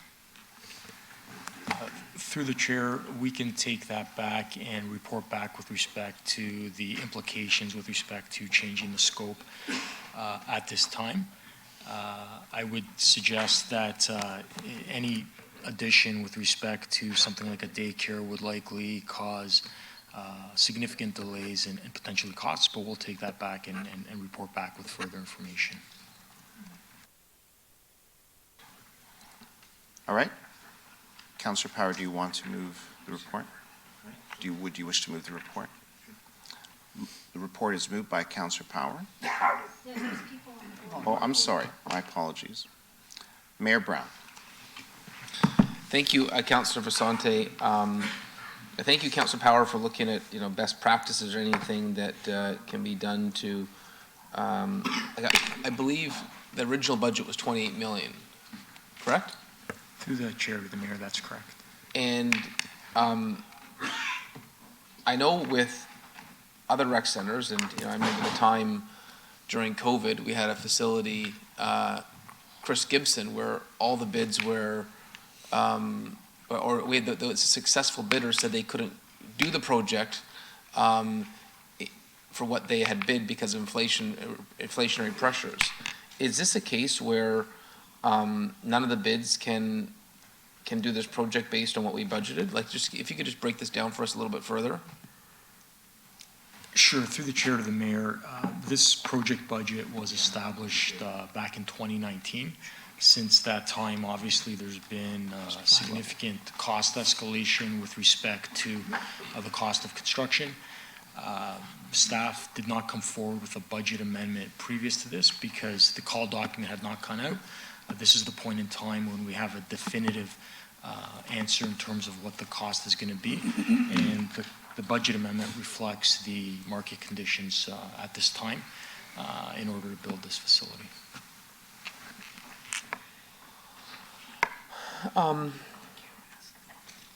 Yeah, I think I hear Councillor Pellecci and Keenan saying that maybe there's some more direct questions they can ask in camera. It just seems like a big divergence. I know we've had this happen elsewhere with construction inflation, but 14 million difference when it was 28 million. I'm surprised that the divergence is that large. And so I can ask my questions offline, and if we do end up going on camera, then we can ask them in camera as well. Councillor Santos. Thank you, through you, Mr. Chair. Just a couple of things from me, and I support the idea of having more childcare centers 100%, and where there's opportunity to put them in, would love to see that happen moving forward. I think that having a childcare center, and staff will report back on this, at this time for Vic Park might cause further delays and costs associated with change of scope again, which I would hate to see. And also, I used to live nearby in that area, and I believe there's a daycare center already there in the area near Vic Park. My son used to go, so so I kind of know there's a daycare center there already. But then, and so I think we should always be considering that moving forward over to BDC. My other question is just in regards to our process and the timing of when the budget is actually set, which sounds like was in 2019 versus where we are now 5 years later. And I know that, and perhaps Marlon, you could comment on this as well. I believe you've been working on making some improvements to the protocols or the timing related to, these delays, these things that are causing delays in the projects, and the timing of when we budget for things versus then the design process and then having to put shovels in the ground. Marlon, if you could just speak to some of those improvements. Through the chair to Councillor Santos, and it's a very good question. Excuse me. I believe it was a year ago, senior staff and myself got together and we took a look at the budget process, especially with capital projects coming in and coming out of the pandemic. We were seeing huge increases in terms of construction costs. And the way that projects were being budgeted for, we were looking at design and construction all at the same time. And you have to appreciate the fact that it's basically a guesstimate if you're putting construction cost at least 2-3 years before that design is done. Plus you're tying up a lot of capital budget dollars that's just basically sitting there. So we changed the process to come first for design. Once that design is completed, we do a cost estimate, and based on that cost estimate on actual design, we then come forward and ask for construction cost. But as our commissioner explained, this was done in 2019. Yeah. So we're just playing catch up now. Yeah, so this project and some of the others were done during a time when the previous process was in place, where it was, okay, let's guess how much it's going to cost. And then we're going to go into design, and then we're going to put the shovels in the ground. By the time the design comes back, usually it's a lot higher than what we had originally guessed. Just one clarification. I use guesstimate, but it's based most on what is the cost per square foot construction Right. during that period in 2019. Right. And we can appreciate it's totally different today. Yeah, and so I appreciate that staff are now moving forward, starting from last year. Our CAO has been working diligently to improve the process, and in fact, Brampton, I think, is ahead of the curve, because I heard that the province is looking at municipalities and the way that they're dealing with capital expenditures. So we've been already ahead of the curve, but obviously projects like Victoria Park were already decided on and budgeted for in 2019. So I just wanted to get an update from staff and provide you with the opportunity to share some of that information. And certainly, and I'm not sure if anyone's going to refer this matter in closed, but happy to discuss it further in closed as well. Thank you, Councillor. Councillor Keenan. Thank you to you, Mr. Chair. Obviously, the more we deal with the construction that's been backlogged, we're dealing with the pressures of inflation. And I do believe, as being Vice Chair of Public Works, that we're looking to bring forward, staff's looking to bring forward something that in due time that will outline kind of, so we're not going through the same process every time, just kind of all these backlog projects where we think they're going to hit, so that can be actually brought to budget, so that we get away from this kind of issue. But I do think we should move this in camera to ask because it is an open tender, to ask a little bit more detailed questions in and around where the number is coming from. So I would like to move that, and if we can. We're already going in camera anyway, so I think it take a few minutes in camera. Yeah, so we'll stand the item down and we'll ask for council's indulgence to add an additional discussion item to our in-camera agenda. We require 2/3. We have it? There's already one item in there, isn't there? Not for this item. Not for this. Right, so we need to add a discussion item on this matter. All in favor? That carries. So we'll add that, and we'll move on to our next item, which is 9.3.1. Oh, I'm sorry, Mayor Singh. Deputy Mayor Singh. And I would, my comments are for public anyway, so, yeah, just mine specifically. I just would caution changing things this far into the process. I noticed we had 6 bidders, 5 have made through the technical requirements. And making changes is just another way of delaying. And the community's been waiting for this for a long time. And when I mean community, I don't just mean the local area Ward 7 community. I'm happy to see the reference to indoor field hockey. I learned there's a difference between outdoor field hockey and indoor field hockey, and indoor has its own specs, and it has its own different turf.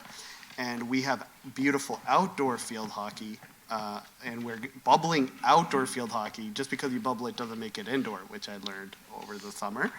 And we finally have our first indoor field hockey compatible community space, which has been asked for a long time. So I'm happy to see that reference in the report as well, and that staff took the time to learn the technical specifications to make that happen. And so I look forward to seeing this constructed, and I look forward to our in-camera conversation as well. Thank you. Thank you very much, Deputy Mayor Singh. So with that, we'll stand the item down and move on to item 9.3.1. A notice of... Mr. Chair. I'm sorry, Councillor Frattini, please proceed. Thank you, Mr. Chair, and thank you, Councillor Bauer, for going back to this design. I remember when we were talking about the ball hockey and having lacrosse there, we barely squeezed in the Sports Hall of Fame. I don't think so there'll be enough room for a daycare unless we build up. Because if we look at the property, there's the creek on one side and there's the private property on the other side. So I don't know why delay it for a daycare, which I know there's no room, because I know just to squeeze in the Sports Hall of Fame, it was a challenge at the time. So anyway, I'll wait for in camera and we'll have the discussion then. So thank you. Thank you. I see no speakers on the board, so we will then move on to item 9.3.1, which was a motion, a notice of motion by Councillor Keenan, who just stepped out. Is Councillor Keenan? It was a discussion item. That one. It was a notice of motion moved by Councillor Keenan. It was, A motion. I can speak to it while. Councillor Keenan is now back, but I'll allow Councillor Keenan to go first, if that's possible. Your notice of motion. This did not go into consent. Okay, that's not the discussion item, though. No, it's a notice of motion. Oh, okay. You want to speak to it? Yeah, do you have the motion? So this notice of motion is for the traffic signal by Goodwar Gate on McLaughlin for a long time. During the election, I heard about it. I've gone to many events and seen how long it takes to make that left turn during certain times, and I know staff went out and did some studies, came back and said, this wasn't, maybe wasn't needed on the borderlines. However, the time of the studies and everything, it's a massive issue for the community and the residents around that area when anything's going on. So I just wanted to move that left-hand signal be added. Thank you very much, Councillor. I see no speakers, so we have a motion moved by Councillor Keenan. All in favor? That carries. Next, we have added discussion item 9.3.2 by Councillor Keenan on digging and locates. Councillor Keenan, back to you. Thank you, and to you, Mr. Chair. I'm sure my colleague, Councillor Medeiros, will speak to this as well. We made the news again. Yay. Too bad again, it's not for the greatest. Yeah, no, it's not for good.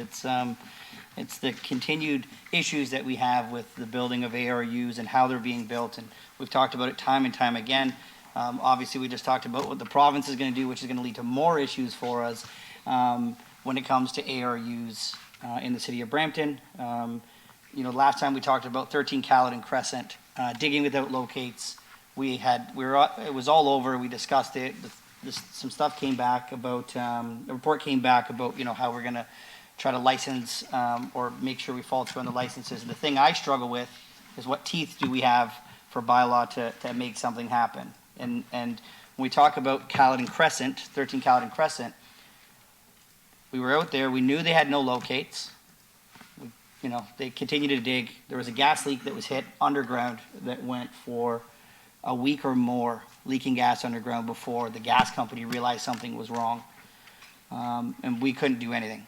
So when it comes to me, I know when we talk about jurisdiction of when they're actually digging a hole and the hole's unsafe, well, that's up to the worker.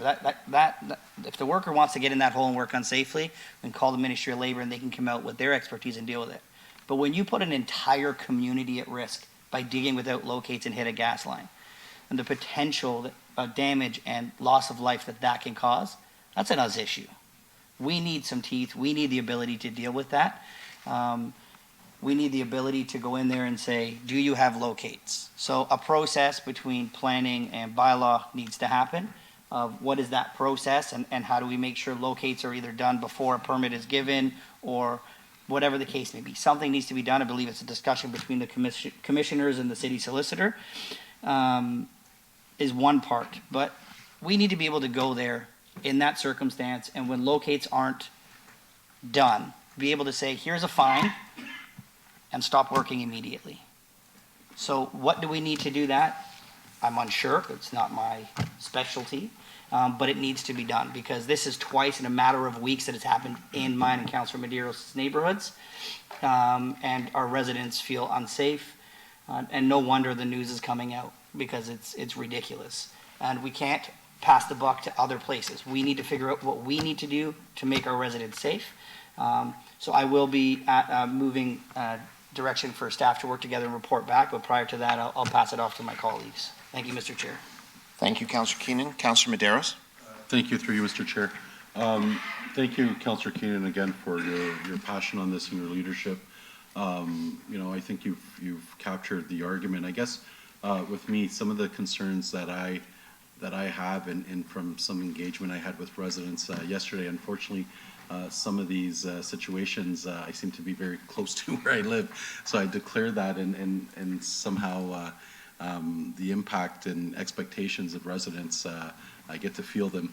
And I guess my question to staff regarding what happened specifically with the media article yesterday in terms of our process, and I do know our head of bylaw did say that this will be part of, so I really like the term he used as having a sort of a one window approach, essentially, that we're not having to rely on residents to call Ministry of Labor or to call other authorities, that essentially our officers will be able to attend a property even on something so small like not having a permit there. Like I almost feel like if a permit's not there, we should be ticketing right away. Like, if they can't put, public, show it like right up, like some of this stuff I was kind of baffled when I heard from residents and, and I sort of I'm hoping that when we come back, and again, not to just, that there's some form of standardized service, like people can expect when a bylaw officer or when an inspector attends a property, there's the same process all the time. And what I've seen, and I understand these are sort of questionable calls sometimes, and I don't know if it's maybe training that's further required, because there's a lot of things to look out for. And even myself, when I attend some of these homes, okay, the digging, where's the permit, where's this, like there's little sort of steps that you'll have to, but so I support the direction. I'm happy to support this direction, and hopefully when something comes back, it's something that we can sort of communicate to residents, because I think that's another challenge. Residents don't understand, all what's all encompassing. So it's almost like some form of org chart or some form of policy direction chart where, at the time of a call, bylaw officer will attend or inspector will attend. These are the 2 or 3 things they're looking for. If they don't have this will be their next step. So almost some form of, illustration so that everyone is on the same page on what we're doing, right? And I don't want to put it on just on staff. I felt the article was kind of heavy-handed yesterday on some of the comments, and I think some of the comments is the residents just don't understand it. They're just frustrated. So we'll take it up on that, because I have full confidence in our leadership and our staff that they'll be able to go through this difficult times and standardize a process where everyone can feel confident and support. Thank you. Thank you, Councillor Medeiros. Mayor Brown. I got a lot of feedback on this too, of frustrated residents. I'm glad Councillor Keenan and Medeiros have spoken to this today. I think the gist of what I'm getting is they want to see the city take greater ownership of making sure that the building process is followed. And if you come and get a permit and then don't do a number of things you're supposed to do properly, and there's a risk to safety and what additional roles and tools do we have? And I realize that we're not the body that's giving these locates, but I think Councillor Keenan's right. If there was a contractor that had no idea what they were doing, there could be a major accident in the neighborhood. And so I'd love to see in this report what additional tools that we could have to have ownership of this process. I know Commissioner Ganesh has talked about sort of having bylaw and someone from the building division go and look at some of these areas where we have complaints. Maybe it's in the RL area where there's a specific pressure right now. Or I would like to know what tools we have. If there's a contractor specifically out there doing work with no regard to locates or other normal building code requirements in Ontario, what tools do we have to say, listen, we're going to find the contractor, we're going to find the homeowner, and maybe you say, don't allow the 5% of contractors that cut corners to ruin the great work that everyone else is doing, and say that, listen, if after the first fine you continue to put the safety of residents at risk, that you lose the right to operate in the city for a year. I would like to know what legal tools we have to come with this with a lot more teeth. Is I think the frustration I saw in Global News from residents is they just feel hopeless, and they want to know what we can do. And I think that's what Councillor Keenan and Medeiros are trying to articulate. And just to say, I know this is a hot issue right now in Peel Village. I'm getting a ton of this feedback too, and I think if we're getting 100 messages, there's probably hundreds more or people don't even feel there's a point of sending a message. But I'd love to see in that report, and maybe we could say we want the report sort of by the end of the month of how we can get more teeth to this. Thank you, Mayor Brown. Councillor Keenan. Thank you, and through you, Mr. Chair. I just, so I'm good with what's written on here as far as the motion goes, but I wanted to maybe give an opportunity to the Commissioner, for Steve, if there's anything he wants to add or anything he wants to speak to. Through the chair, through to, I guess you, Councillor Keenan, certainly a lot's been said here. A couple things maybe if I could just touch on this particular instance that made the media yesterday. It was certainly brought to staff's attention, I believe, on last Thursday evening that work was being undertaken at 4 Alder Way Avenue. I, along with the manager of building inspections, attended the site Friday morning. We spoke to the property owner. We found out at the time the property owner did not follow typical process that contractors would, qualified contractors would undertake. First of all, booking a pre-construction inspection meeting. And at that meeting, our inspectors do talk to the contractor to ensure that locates are done. That was not done. At the time, we did not see the issued building permit posted in the window. We asked the owner to ensure that was done, along with having the approved plans ready. I believe as of yesterday, those issues have been rectified based on the latest photos I'd seen. A quick fix that we could look at fairly quickly is working with Ontario One Call. Ontario One Call is the entity that does a lot of the locates, and one thing we could do, for instance, is at that first pre-inspection meeting is ask the owner to show an email from Ontario One Call that locates are being booked and that sort of thing, and if it hasn't, then we issue an order to comply. And perhaps we give the owner a window of time to get those locates in place prior to work starting. So those are things that we can certainly unpack. To Mayor Brown's point about the tools, I think if I could suggest what we're starting to see now are those unintended consequences of focusing solely on just a number when it comes to meeting a housing pledge target. And certainly part of the report back, along with the city solicitor and colleagues in Public Works and Legislative Services, we can come up with tools that are within our immediate sphere of influence and other tools where we're going to need to advocate for changes to whether it be provincial or federal legislation. Thank you, through you, Mr. Chair. You brought up a good point there, Steve, that you went out and they didn't follow the first protocol, which was pre-inspection. And I'm going to come back to our teeth. At that point, if they're not following the first inspection, we already know they're doing something wrong. Why can't we stop them right then and there saying, you never did this, here's a fine, come in and come into compliance? Because as far as I know, they were still allowed to continue to work until another body went out and stopped them for digging on that gas line. So I think that's what we really need, that's what I'm trying to focus on. How do we just allow them to do it and say, oh, there's nothing we can do, and then allow them to continue on? So why did we not at that point, do we not have teeth, and if we don't, how do we get them? And through the chair, and I'll defer to my colleague in legislative services, at that point, an order to comply should have been issued because there was nothing structurally wrong with the property. Everything being done on site was in compliance with current zoning and in compliance with the building code, save and except not having the building permit posted. I believe it was on hand, it just wasn't posted in the window. And again, I believe, based on the latest information I have, it was posted a short time thereafter. I can't speak to the locates, that's certainly not my area of expertise. But again, the gaps in which you're pointing out are part of the things we'll have to report. But what I'm pointing to is you stated that they didn't follow the first thing they were supposed to, which was a pre-inspection. What is the recourse now? You show up on site for a complaint, you realize they haven't followed the first inspection, or you go to do something else and realize they hadn't done the first. What is the recourse there? Is there a penalty? Is there a fine? Is there a stop work order? What is there?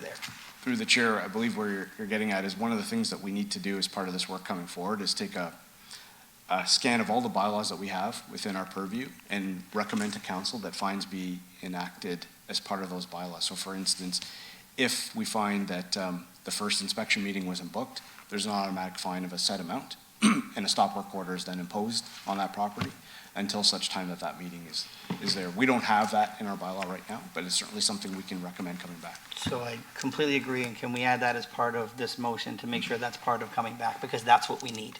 We need to be able to, when they're not following something, fine them, make sure they're in compliance. We need if you're not a licensed contractor, we need to find a stop work order. If you're not, this is how we need to do it. We need to stop them doing what they're doing and get them to come into compliance. And just saying, oh, you never did that, so you got 2 more weeks to do it, doesn't work anymore. So I agree with you that we need that, and I would love to see that come back as well. And if I could, just quickly, I think part of the report, in fairness to the discussion, needs to touch on, this is really about behavior change and customer service, in my opinion, and ensuring that the people that do go out on site are able to triage the issue and know then the subject matter experts at City Hall that need to come back to look at it from a one-window approach, because I suspect where residents are getting frustrated is having to make 10 different calls only to get 20 different answers. The average resident just wants to go to work, come home, and enjoy their home, not spend their time on 311. I know my wife experiences that.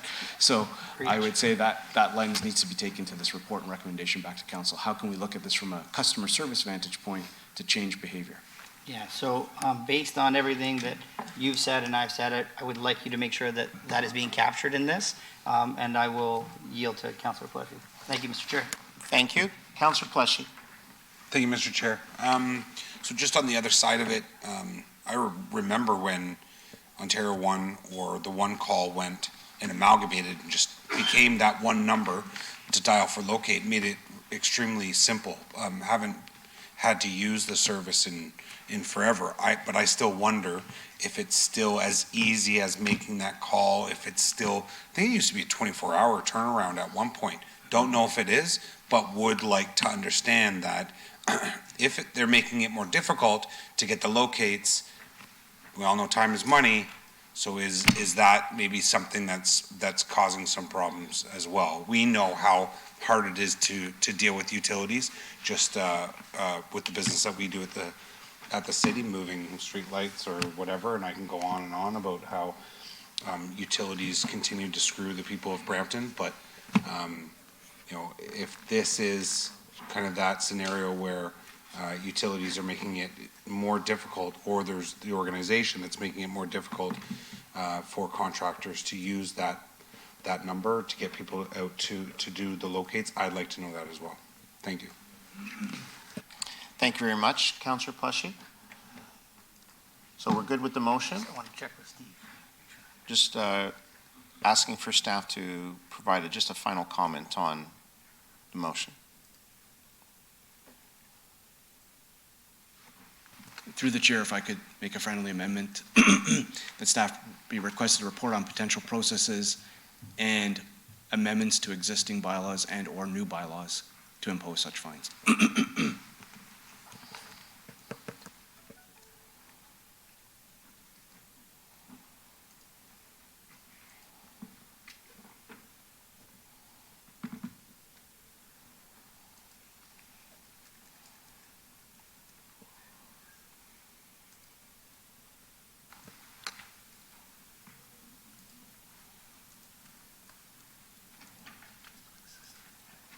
Yeah, through the chair, it should be and/or new bylaws, that's all. Existing bylaws and/or new bylaws. Yeah.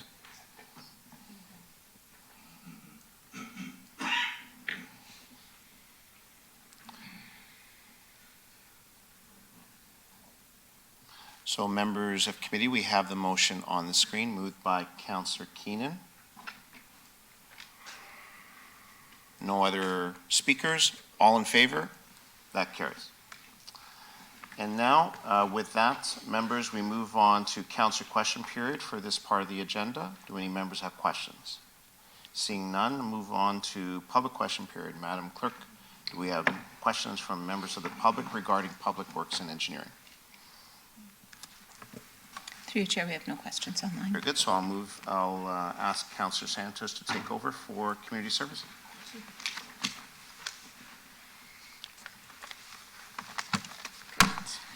Okay, thank you so much. Madam Clerk, which items were held, if any, in community services?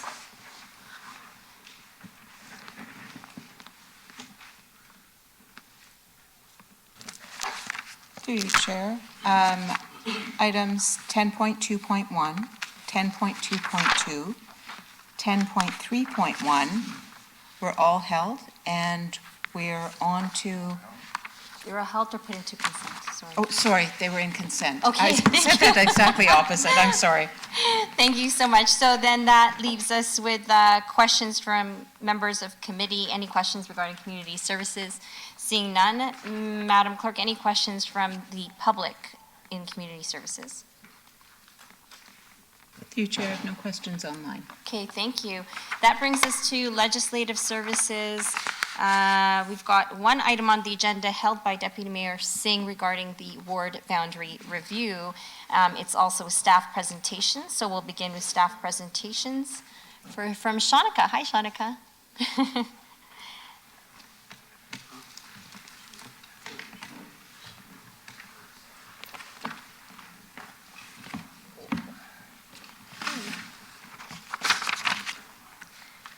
Good morning, members of committee, corporate leadership team, city staff, and members of the public.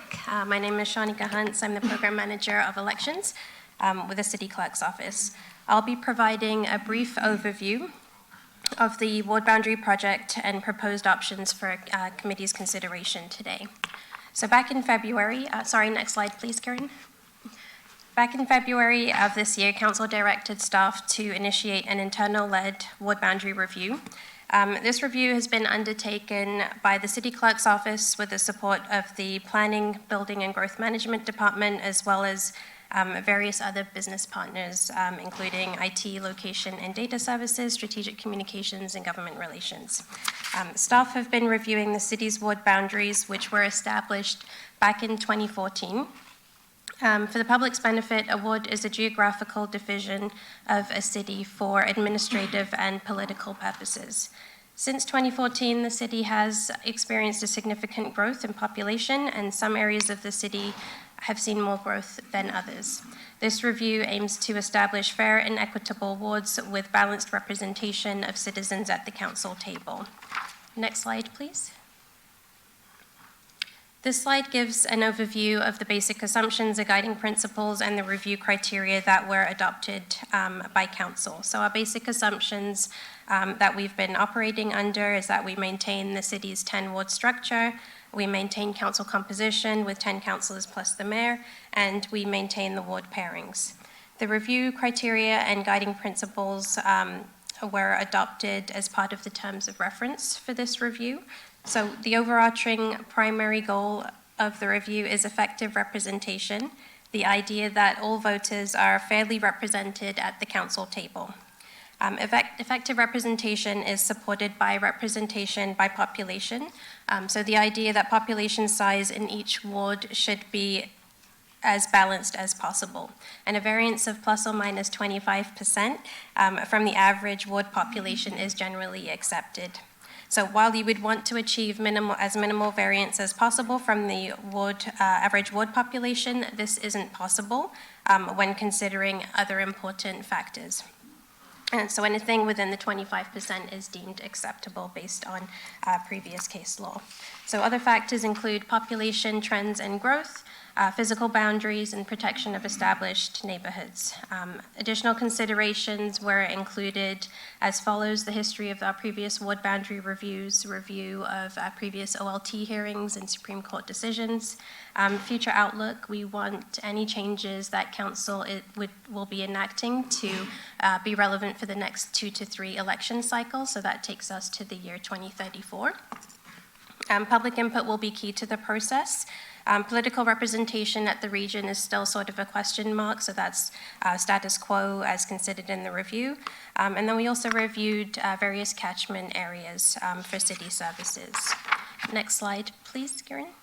So this slide here just provides a quick timeline of where we're at in the project. We're currently sitting at the blue bubble, reporting to committee today with some proposed options. We are seeking direction from committee to go out to public consultation, so we're looking for committee to identify one or more proposed option to put forth for public comment.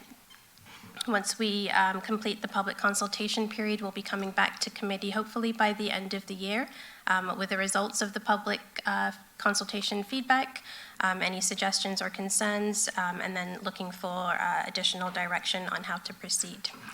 The bylaw, we're hoping to be able to pass early in the new year, and there is a 45-day appeal period, which we would have to wait through before we can go ahead and say these are our new ward boundaries for the next election and beyond.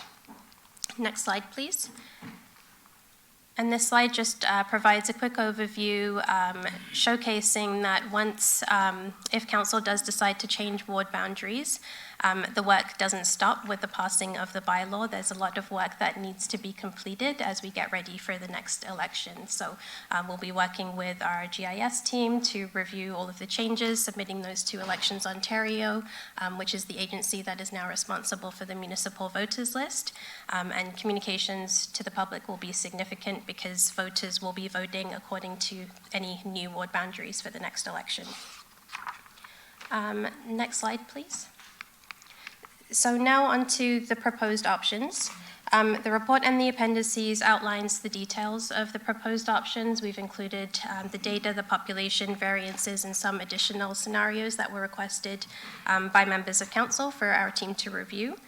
Our approach began with dividing the city in half vertically along the 410. We created 2 options for the west side of the city, 2 options for the east side of the city, and we took a look at variance and all of the other review criteria as well. We've combined these 2 options to propose 4 options within the report. So we were looking for committee's comment, feedback, direction on which of these 4 options to put forward for public consultation. Next slide, please, Karen. So I'll just move through these very quickly. All of this is detailed in the report. This is our first west side option. You'll see that Ward 6 is significantly decreased in this option. Wards 4 and 5 take on a portion of Ward 6 here. Ward 2 also takes on a portion of Ward 6. Variance is well within the 25% acceptable threshold. And if you compare population variance by ward pairing, that's comfortably under 15% as well. Next slide, please. This is an alternate west side option where you see Ward 6 sort of maintains the west side of the city. But it is, again, significantly decreased with Ward 5 taking on a portion up to Sandalwood and Ward 4 taking on the southern portion of Ward 6. Wards 1, 2, and 3, the proposed boundaries are the same as the previous option.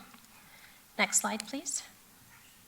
On the east side, we've suggested some slight amendments, but they are impactful for the population differences. So Ward 10, we're proposing that the southern portion of Ward 10 south of Castlemore Road will be within Ward 8, and then a slight boundary alignment between 7 and 8. Next slide, please. Option 2, east. Again, it's a minimal alignment, but significant. The 9-10 boundaries are the same as the previous option. The change here is between Ward 7 and 8. In this option, the boundary between Ward 7 and 8 becomes Torbram Road. It extends all the way. Next slide, please, Karen. So here you're looking at proposed option 1. So this combines West 1 and East 1. This is the option that has the most preferable variance. It's the most comfortable with the population variance from the ward average. So this is option 1. Next slide, please. And this is just a quick snapshot of looking at what the city could look like if this is adopted. And I neglected to mention on the previous maps that the blue lines were our existing boundaries, and these color blocks are our proposed boundaries. Next slide, please. This is option 2, combines option 2 west and option 2 east. Next slide, please. Again, removing the existing ward boundaries, this is what the city could look like if this option was adopted. Next slide, please. Option 3. This combines option 1 west and option 2 east. Next slide. Again, removing the existing ward boundaries. Next slide, please. Option 4. This combines option 2 west and option 1 east. And next slide, please. And again, what the city could look like, removing the existing boundaries. Next slide, please. So next steps, there's a lot of information to digest here with a lot of options.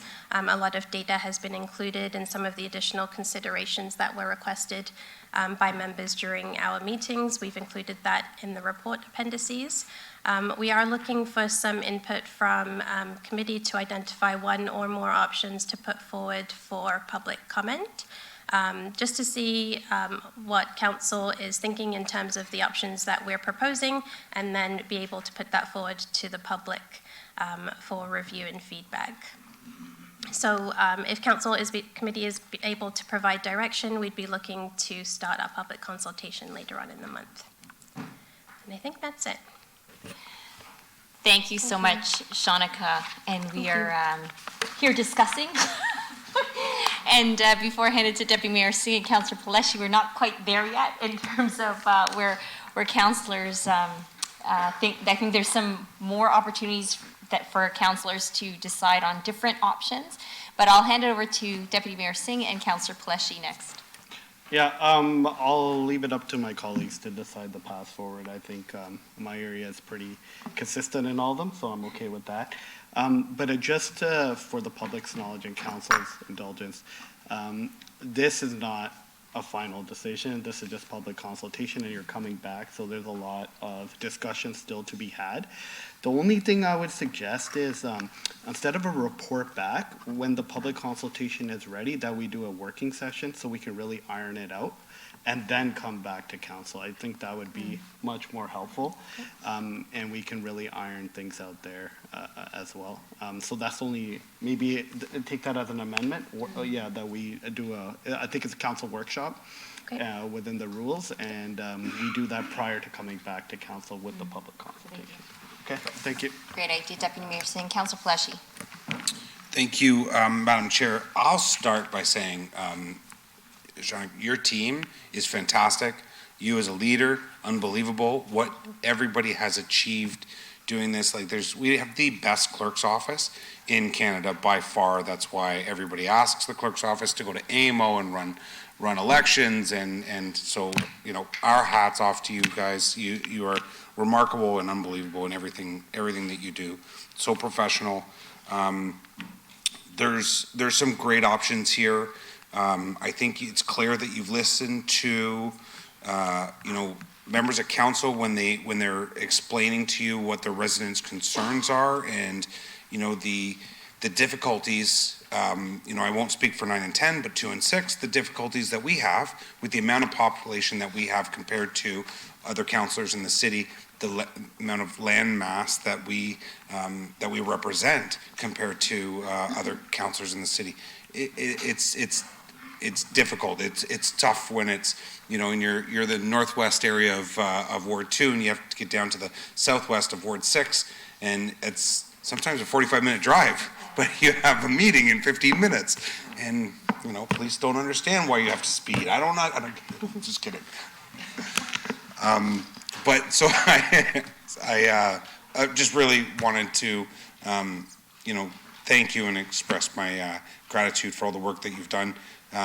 Looking at these options, you know, on the next steps to go forward for us in the areas of wards 2 and 6, I think our best option right now, like Deputy Mayor Singh, you know, this isn't it today, and, you know, in next election or the election after that, the process starts over again because of, you know, what a huge growing city we are. Not necessarily starts over, but continues and will change. So I think we've discussed, and with Councillor Brar and myself, option 2 is something that that would help us. It still gives us a certain amount of population, but it also gives us a certain amount of land mass as well. It cuts it up a little bit, but you know, something that probably we're not really ready to let go with the amount of work that we've put in, but you know, something that we want to be able to, for you to take out to the residents to get their feedback. So that's where we are with option 2.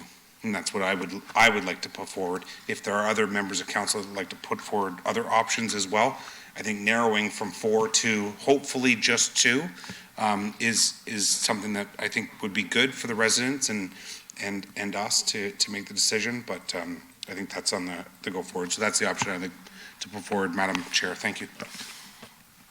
Thank you so much. Councillor Majeros, followed by Councillor Power. Thank you, through you, Madam Chair. Regarding, I understand that the province hasn't announced or they haven't taken a position on our ask to have everyone at the region. But how far up leading to the municipal election can they make a decision? Is that something that they can do whenever they want? Is that something, do we have sort of like plan B in case that happens? Any comments? I know we're working from the assumption, we haven't heard from them, so, you know, we continue. But we know from this government as well that there's, you know, sometimes announceables that come out of left field, and so we have to be, and I'm not sure if Mayor Brown would have more of an idea or more an inkling on the advocacy around that, because I'm sure there has been those discussions.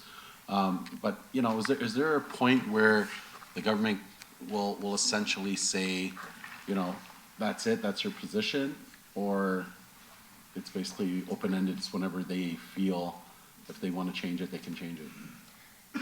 So through the chair to Councillor Medeiros, under the Municipal Act, regional governments have an opportunity to review their council composition, and they can make changes up until December 31st of 2025. Similarly, our local council can do the same, and that's the timeline there.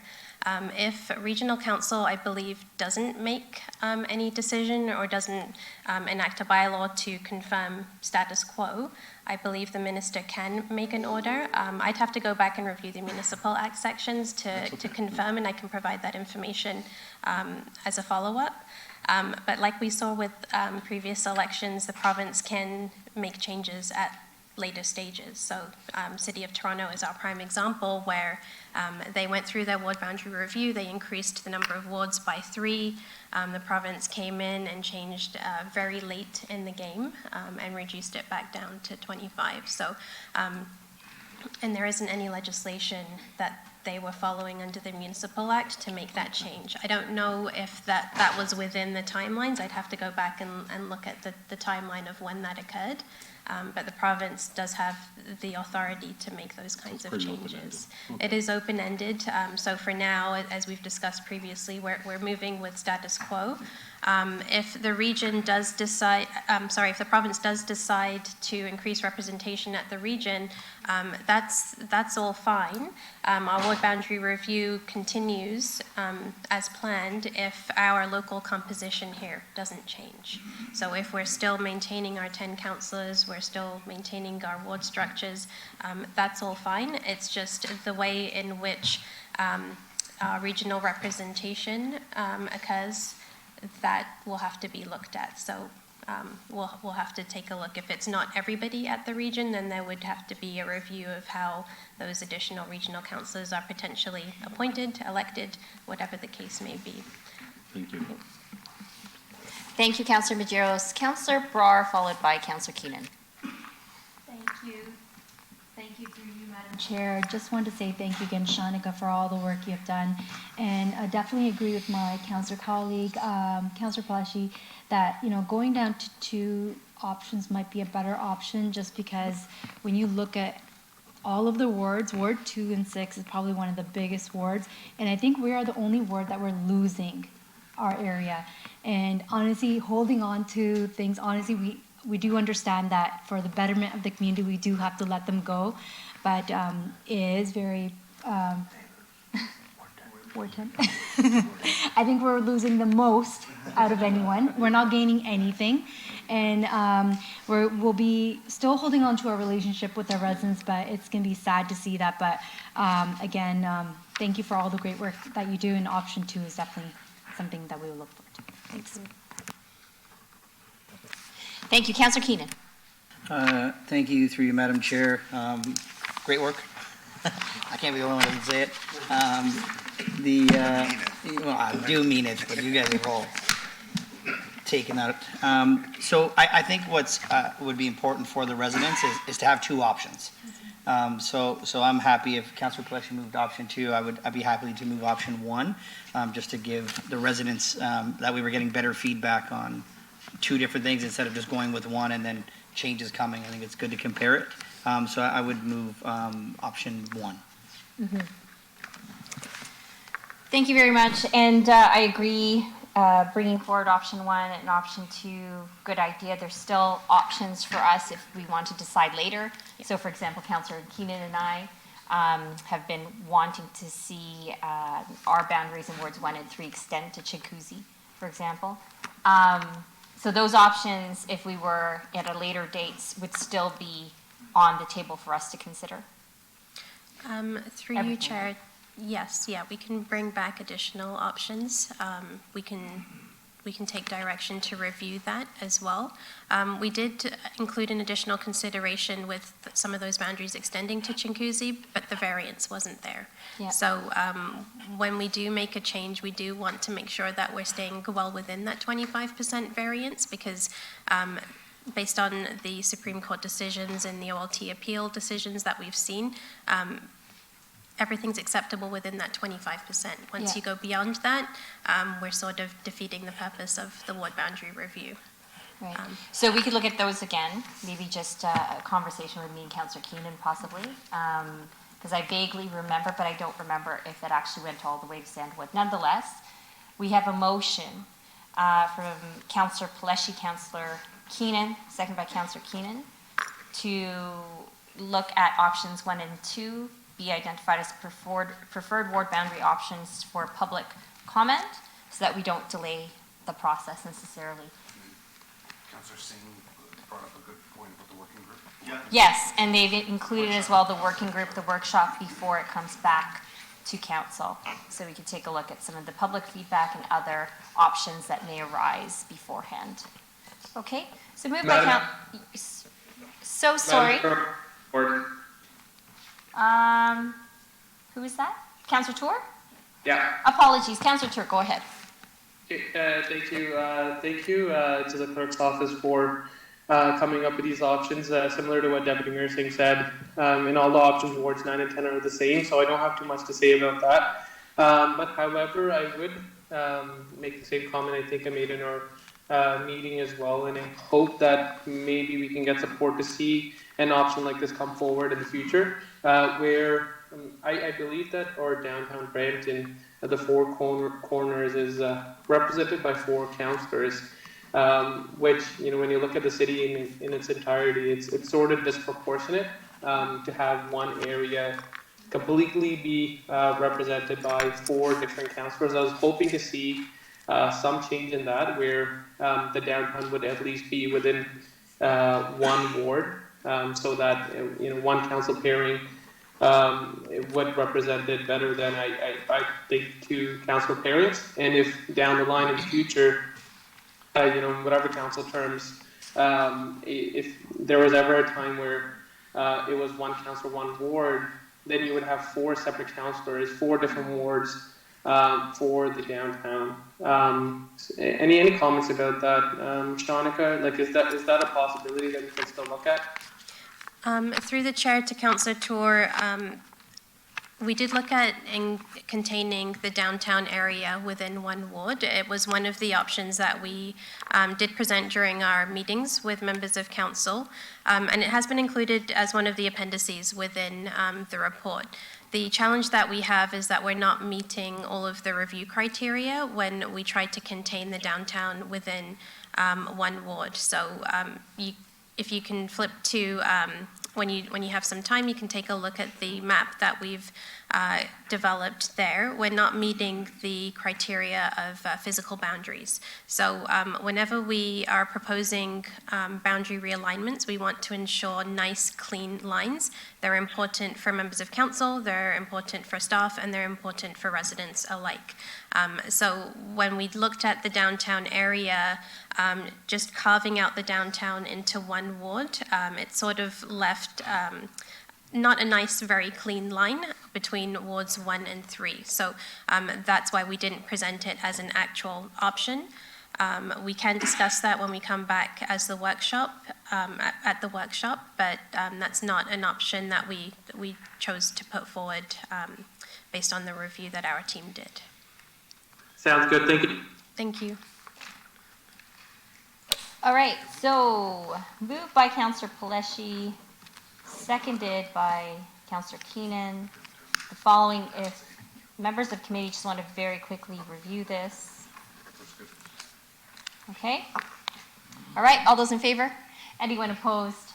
That carries. The next item of the agenda was already dealt with, I believe, 11.3.1, dealt with during delegations. Madam Clerk, are there any questions from members of committee? Members of committee, any questions regarding legislative services? Seeing none. Public questions? Any questions from members of the public, Madam Clerk?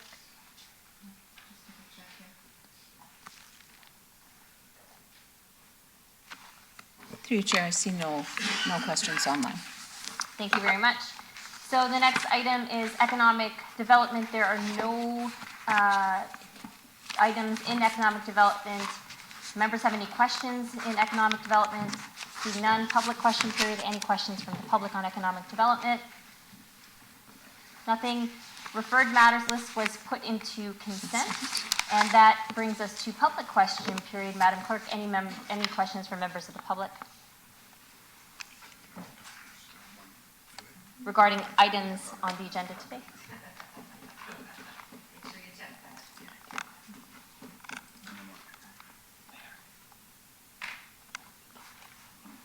Oh, that's not on our agenda though, is it? Through you, Chair, there's no questions online specific to any agenda items today. Thank you very much. So that brings us to closed session. There are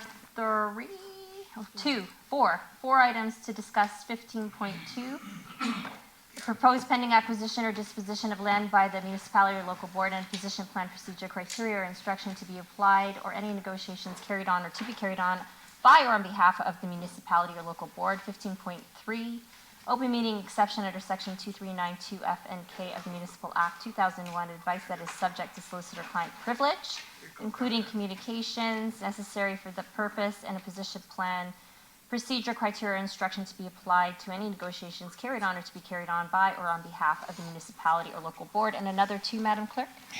And through you, Chair, 15.4 was added earlier in the meeting, a discussion item regarding Report 9.2.1, a request for budget amendment for Victoria Park Arena. And it is the open meeting exception under Section 239(2) of the Municipal Act is Section K, a position, plan, procedure, criteria, or instruction to be applied to any negotiations carried on or to be carried on by or on behalf of the municipality or local board. Thank you, Madam Clerk. So motion from Deputy Mayor Singh to moved into closed session. All those in favor? Anyone opposed? We will also recess for lunch. You all know David Harms So- sexually assaulted me for 10 years, and you wrote Point of order. Point of order.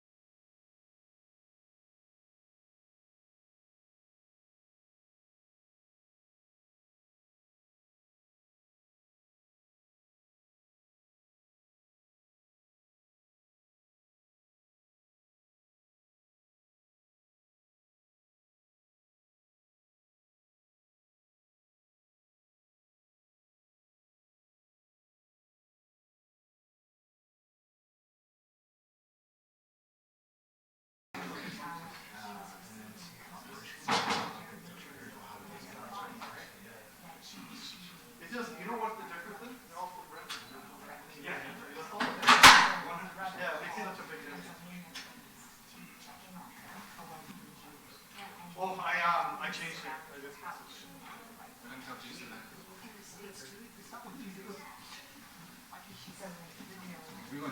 Tell GC.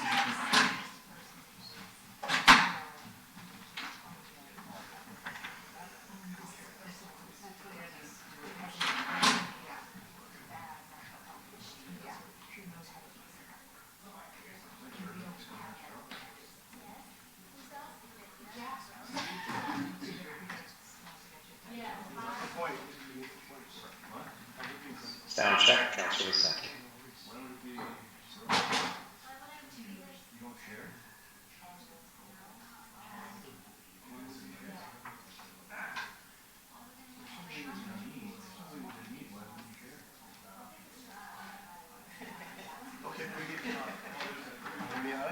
No, I was waiting for you. Nobody. Let me go. your thing got done, okay? What? You got, yeah, thanks, bud, I appreciate you. Of all the people, I appreciate you. Yeah, I support it.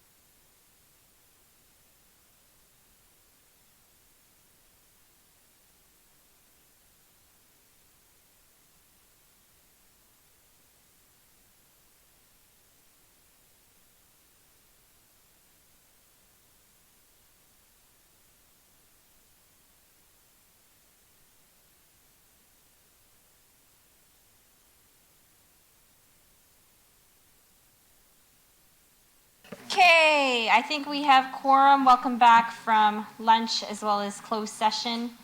And in the continuing interest of transparency and open government, I will ask our clerk in public session any outcomes from today's closed session business.